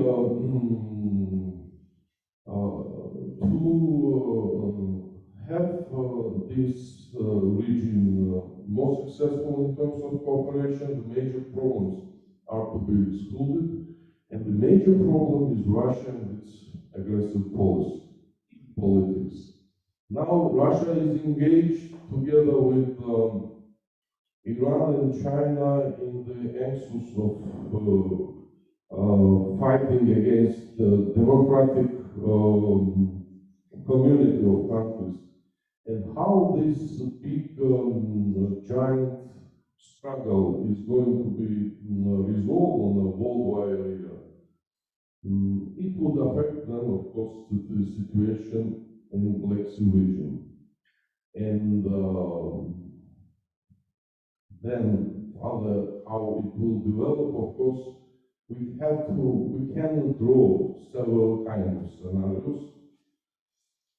First, there is, as Alex already mentioned, quite a significant presence of the West and NATO in Black Sea region. Those are 3 states, Turkey, Bulgaria, and Romania. But this situation in terms of NATO presence, I think, is not that simple as it looks formally, because Turkey is not present in Black Sea just like NATO country. It perceives Black Sea on a very specific and its own way. And of course, it can be problematic in many means, but generally, I think the special status of Turkey in Black Sea plays a more positive role. For example, it played a very positive role during the ongoing war between Russia and Ukraine, because you know that according to the Montreux Convention, Turkey controls the Bosphorus and Dardanelles area and the strait and the ways into connections of the Black Sea with the outside big wall ocean, and this and Turkey simply did not allow Russian Navy to enter this region in terms of to fight against Ukraine, because if it happened, I think the situation in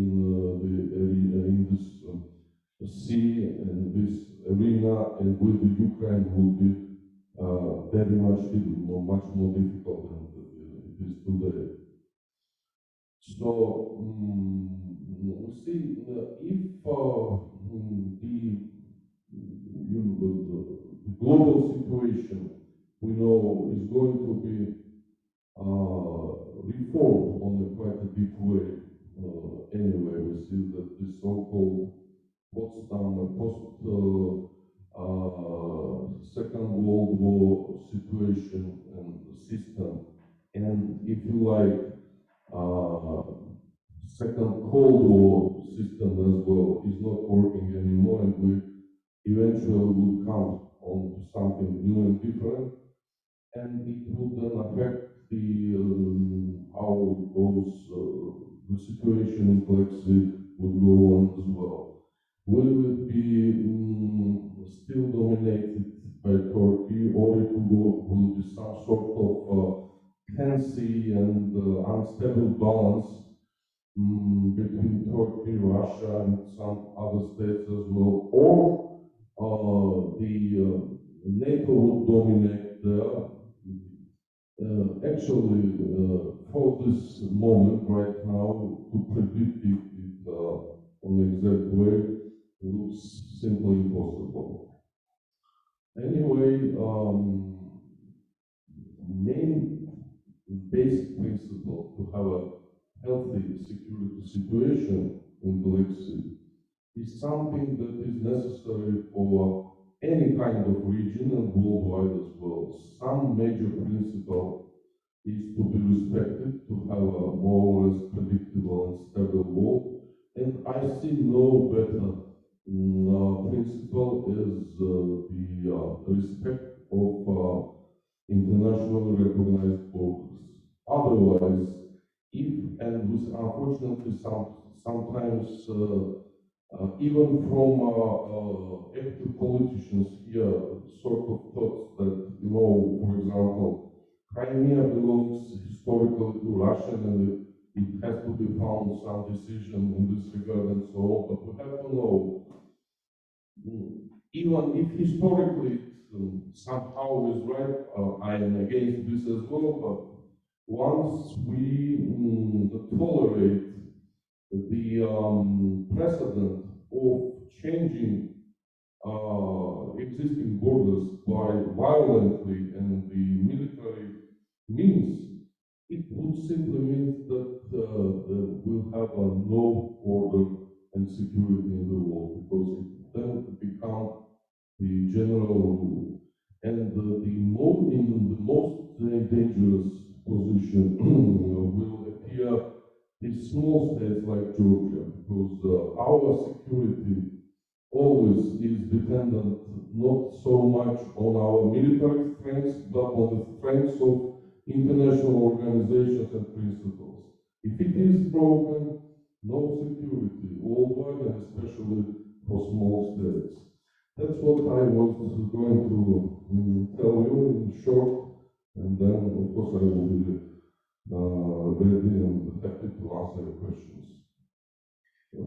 Thanks, Miguel, for your in-depth analysis and for your views. You shared with us. I will come back definitely with some questions to you, and then the floor after Tornike will give us his views about the future of the Black Sea and security in the Black Sea and the concerns. Please, Tornike.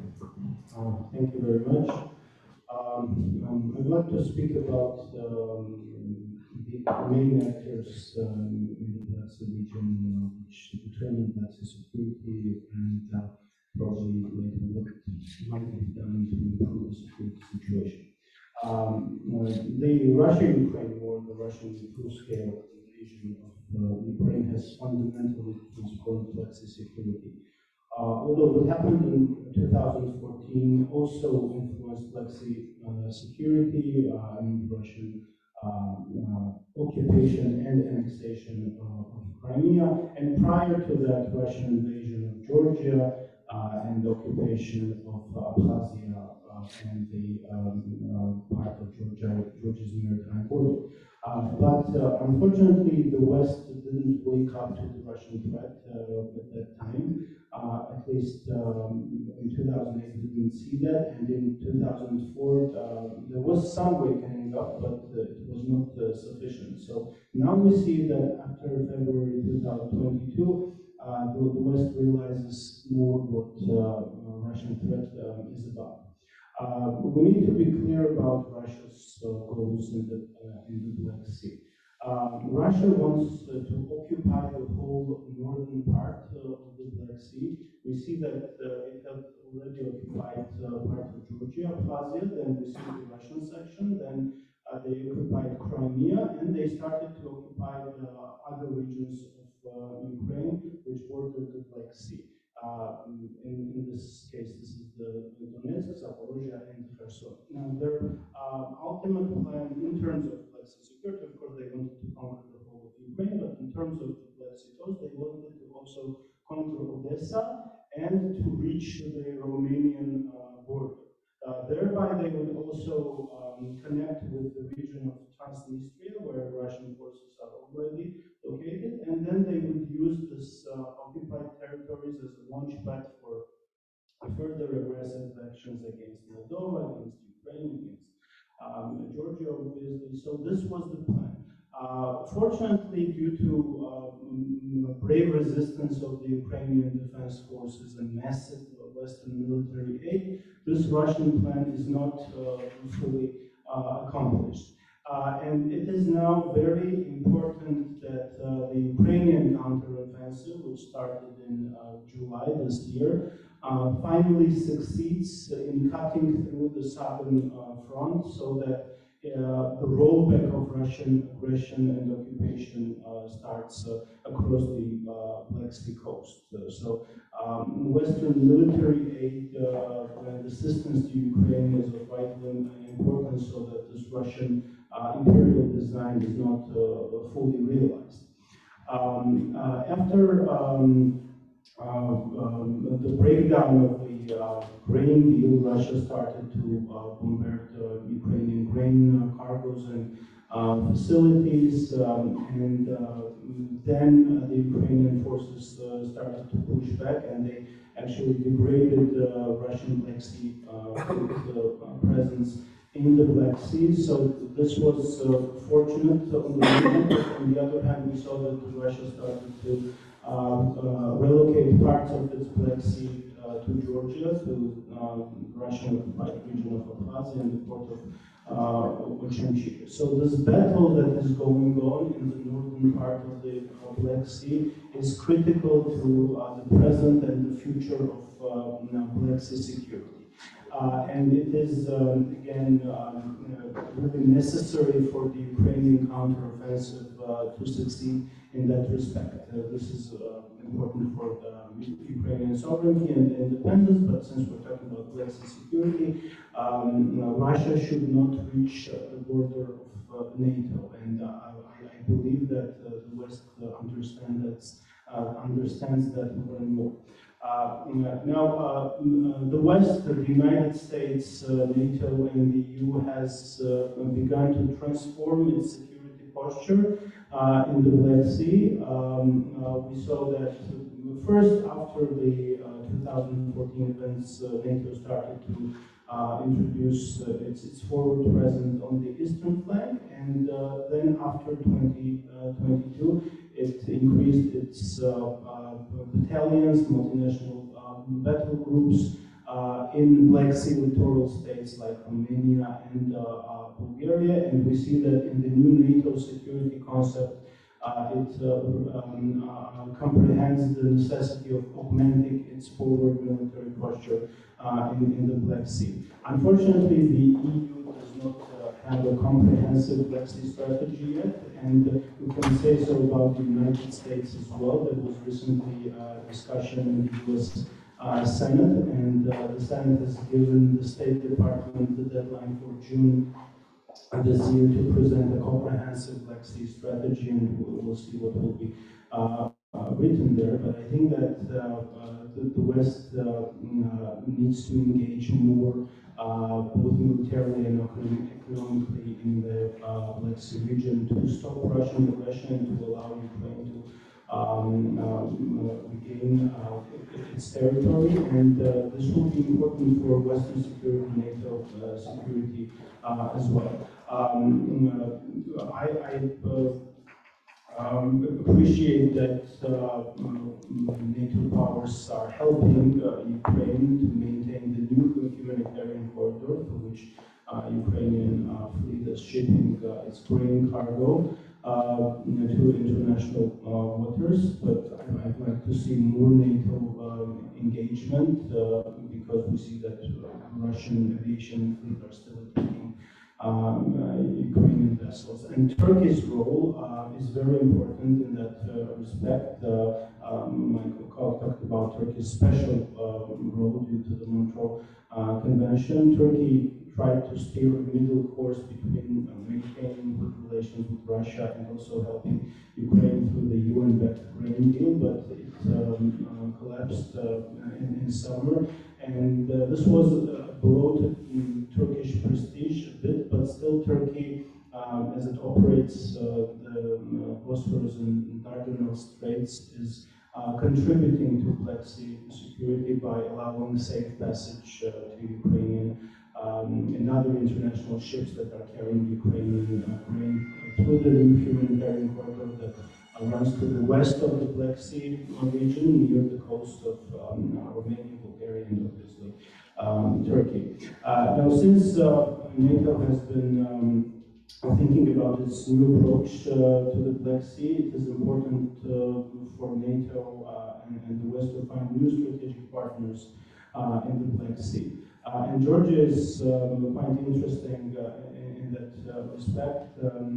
Georgia, about 5 years ago, missed an opportunity to build the Anatolia deep sea port with Western investments, and when the Russia-Ukraine war started, it proved to be a missed opportunity geopolitically. Now the Georgian government opened a new bid to construct the Anatolia deep sea port, and it is vital to my mind that a Chinese company does not win that bid, because China and Russia are in a way aligned against the West, and this would mean more Chinese presence in the Black Sea region. Of course, it's impossible to imagine the middle corridor without Chinese investments, and Chinese investments are present in Georgia, but as we move to the idea of the middle corridor, I believe it is important that the Central Asian nations and South Caucasus nations, which are part of this new idea, stay in charge of the middle corridor. There will be some foreign power presence, but it is important for them to maintain leverage over this middle corridor and not to allow either China or Russia or anybody else to control the corridor.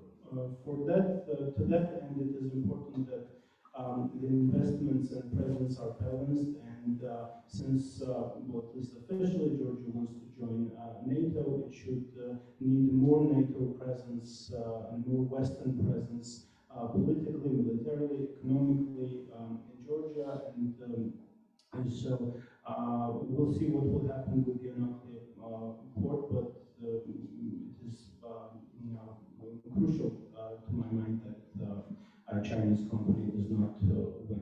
Now, before Anaklia, Georgia has two other ports with which it can connect through the Black Sea to the Western world, to the Poti and Batumi ports, and they have obviously huge potential, but the Anaklia port will be a big addendum to that.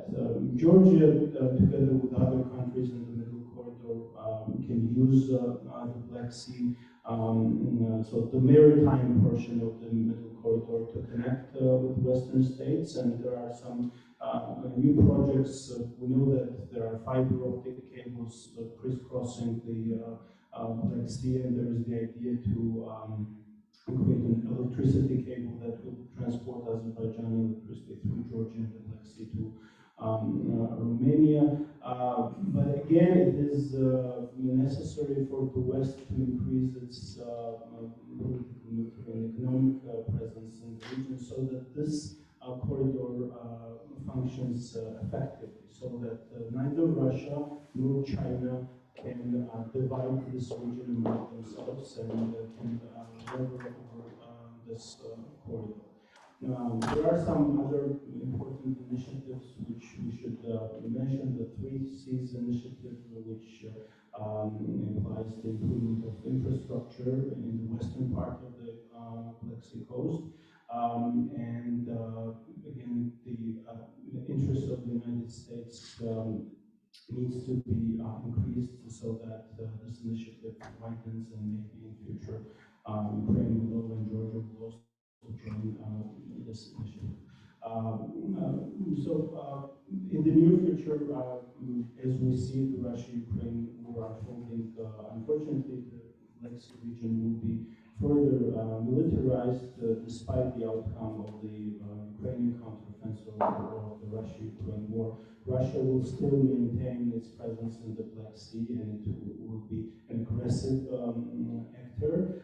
And if China is introduced in the Black Sea region more actively, then this will pose a big threat to Euro-Atlantic security in the end. So how things develop, how Black Sea security is improved, very much depends on the new strategies of the United States, NATO, and the EU.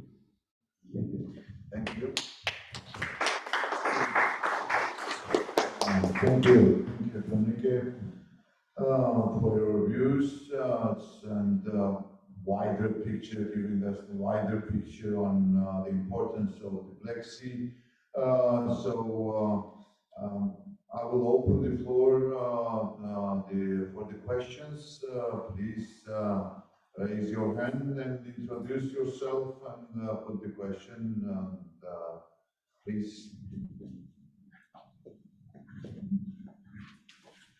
Thank you. There's a truly international community for Georgia development and the progress. I would like to ask you why China builds infrastructure in Georgia and not you. And the second question is, what could be a Georgian contribution in security, like security?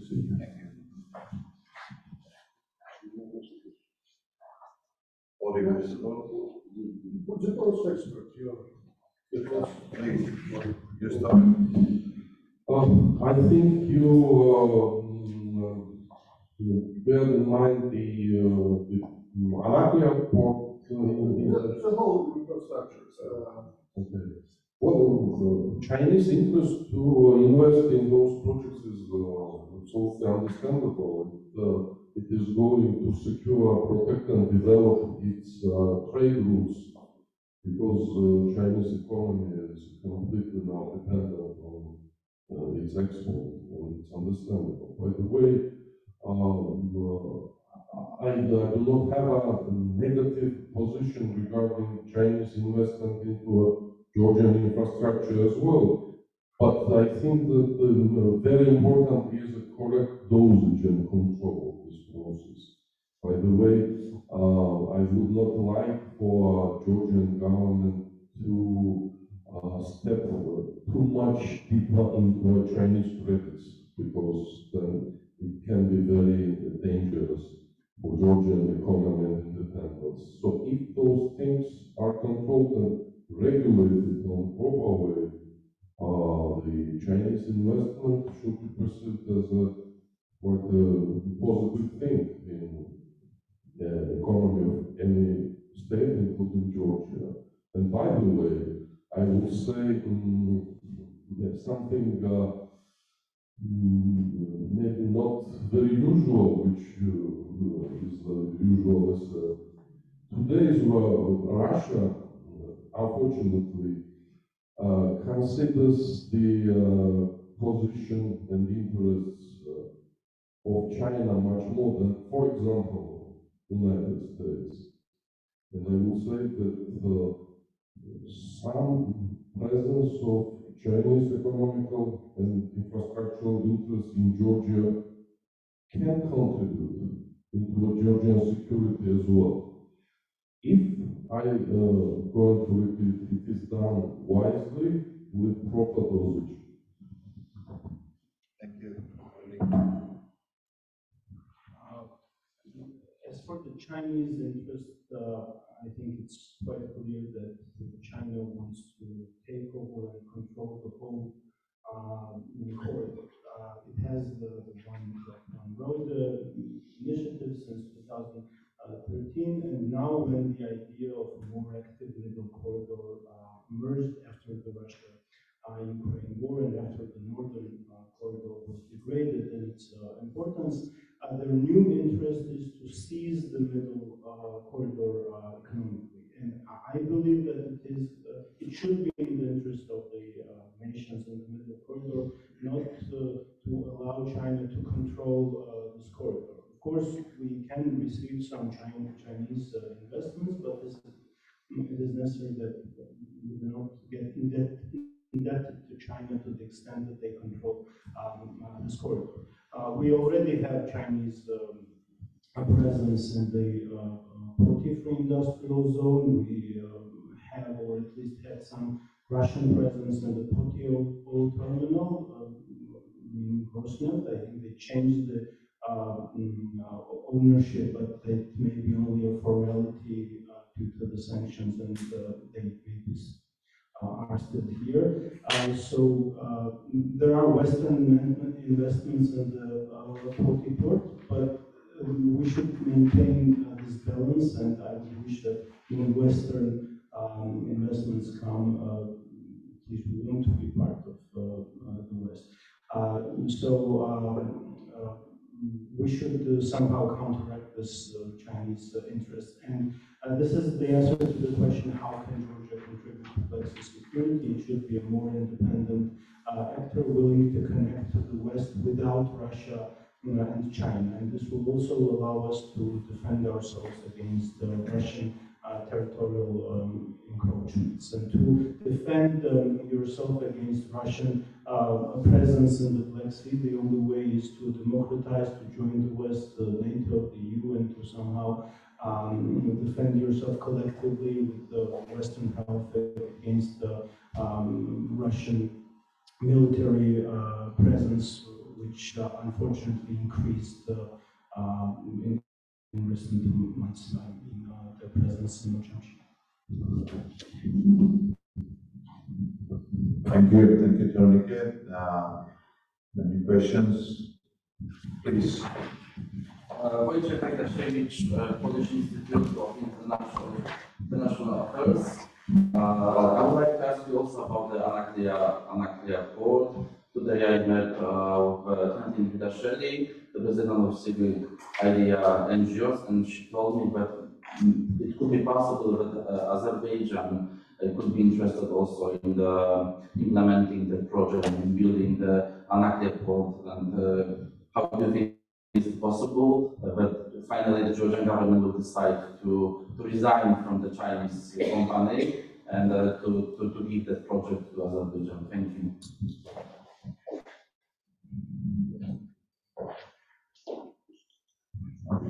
So it is very hard to predict, I mean, not very hard, but it is hard to predict what the Georgian government will do in the future. We have the current bid, and in order for the proposal that you mentioned to be fulfilled, they would need to cancel this current bid.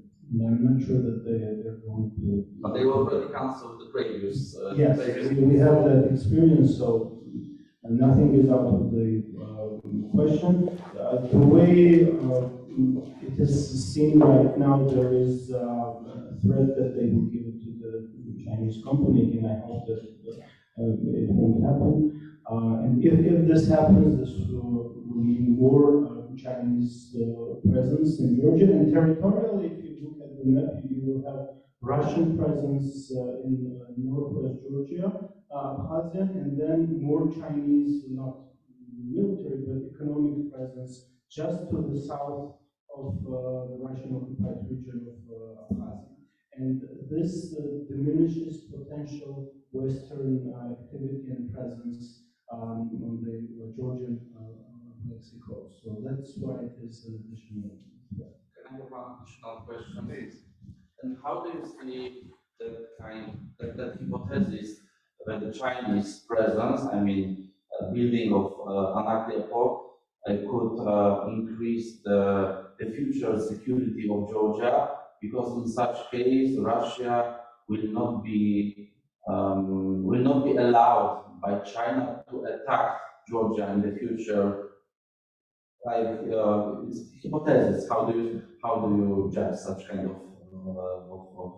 statement?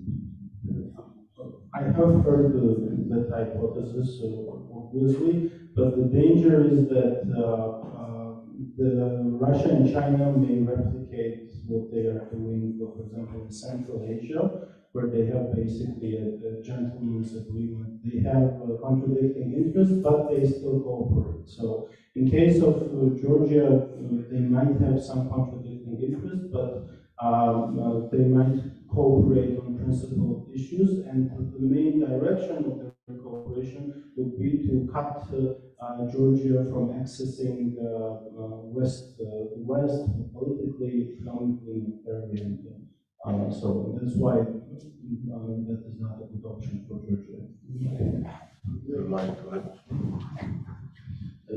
Actually, I myself expressed this thesis that you mentioned. I think that the best way of providing security for any country is quite a big and broad balance of different players and forces on your territory. When big number of countries is including strong players input your own interest into this big projects and this way into stability of your country. If it is balanced well, of course it is good for the security, for our security. To comment a little bit, I think that this increased interest of China and maybe Azerbaijan also is a result of EU's weakness in this regard, saying that EU had ambitious geopolitical projects in the 1990s, as Georgi mentioned in previous, that was Transeka and Inogate, two big projects, but then EU also tried several times to follow up these projects, and EU was first actually who wanted to reach from Eurasia through this middle corridor, what we call now, but EU was calling it South Caucasian corridor, right?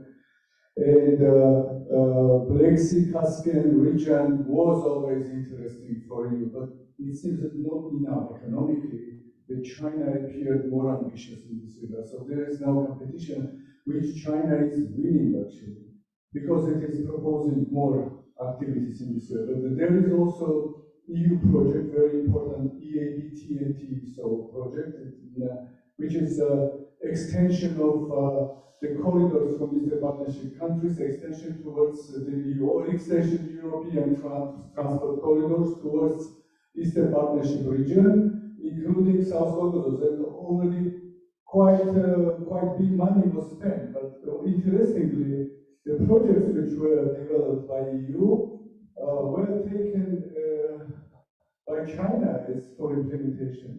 For example, the railway connection in Georgia, from Azerbaijan to Georgia, or many projects related to road development. This was all included in new big projects, but finally taken by China, and China's companies are building all these.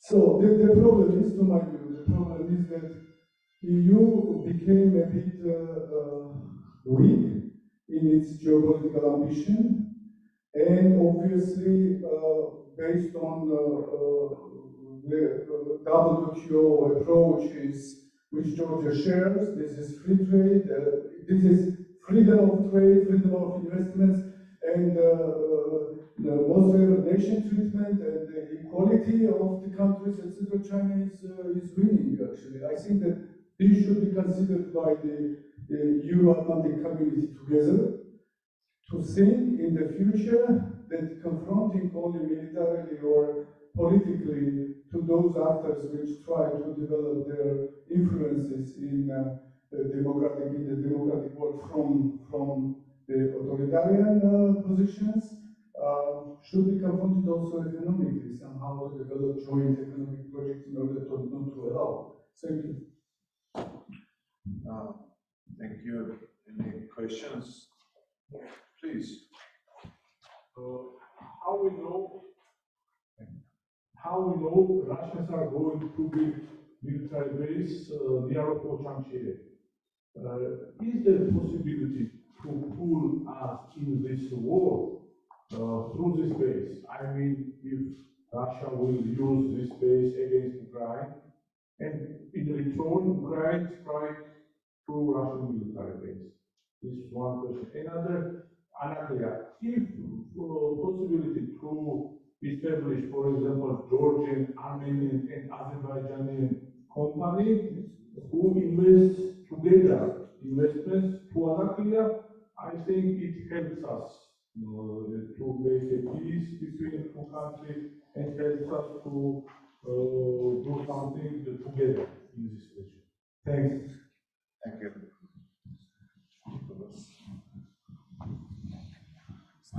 First of all, regarding the Ochangchire base, indeed, it was actually practically built much more before than it was announced right now. It was just formal announcement of what was done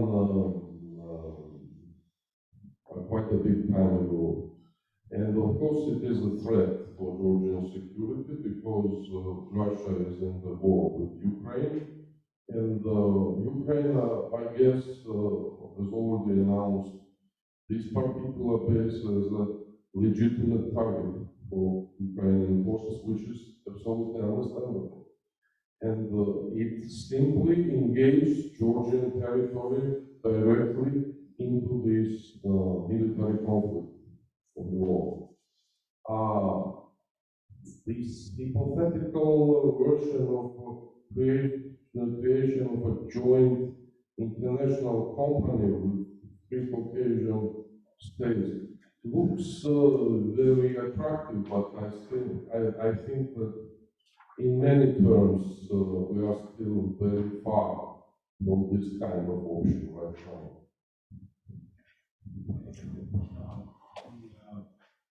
Of course, by relocating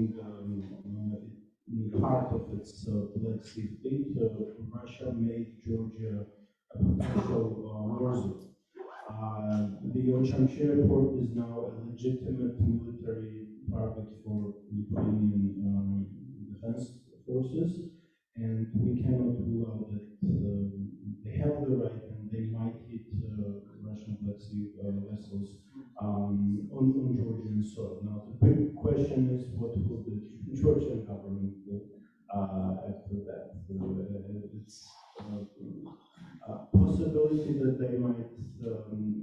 announced that the Ukrainian army attacked Georgia or something like that. It sounds a bit funny, but I would not rule out that possibility as well. So again, maybe Georgia wishes for peace in general, but it's part of the region and it's more or less involved in the ongoing war. As for the joint investment, it again looks as a very good idea, but there are several problems. First, I don't think that any Armenian company has that kind of money, and plus, I cannot imagine how Azerbaijani and Armenian companies would cooperate in such a project. But I would prefer, obviously, to have an Azerbaijani company present, and we do not be opposed to the investment and Chinese companies. So the way out is to multinationalize investments across the Black Sea coast. As I said, we have some Western investments in the APM terminal, but we have Kazakh investments in Batumi. We already have Chinese presence in the industrial zone, so we should multiply international investments, and I would welcome a Japanese company to invest in Georgia's Black Sea infrastructure. Thank you very much. Just as a moderator, I will use this opportunity to underline that one should not forget that when we talk about China, there is a Chinese Communist Party ruling this country, and definitely it is there is a bitter experience of some Asian countries, dealing with Chinese credits, and it's very hard. Who will define this? Those of the credits, they're getting credits from China, for hardly imaginable to keep the balance between China and the United States in such a small Black Sea region and area.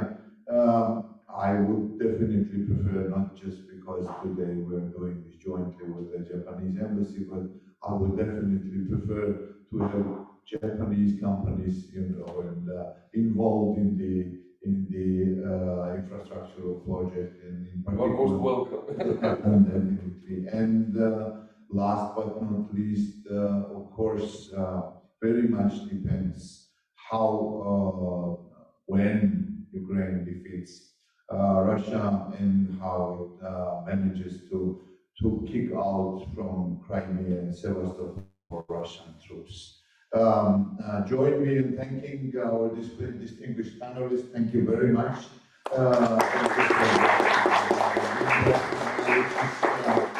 I would like to thank the Japanese embassy in Georgia for organizing this event.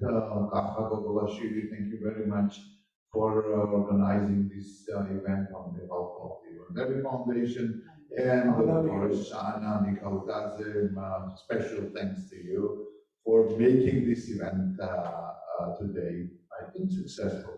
Thank you once again. And now, who works, the lunch deserves, to say. And please join us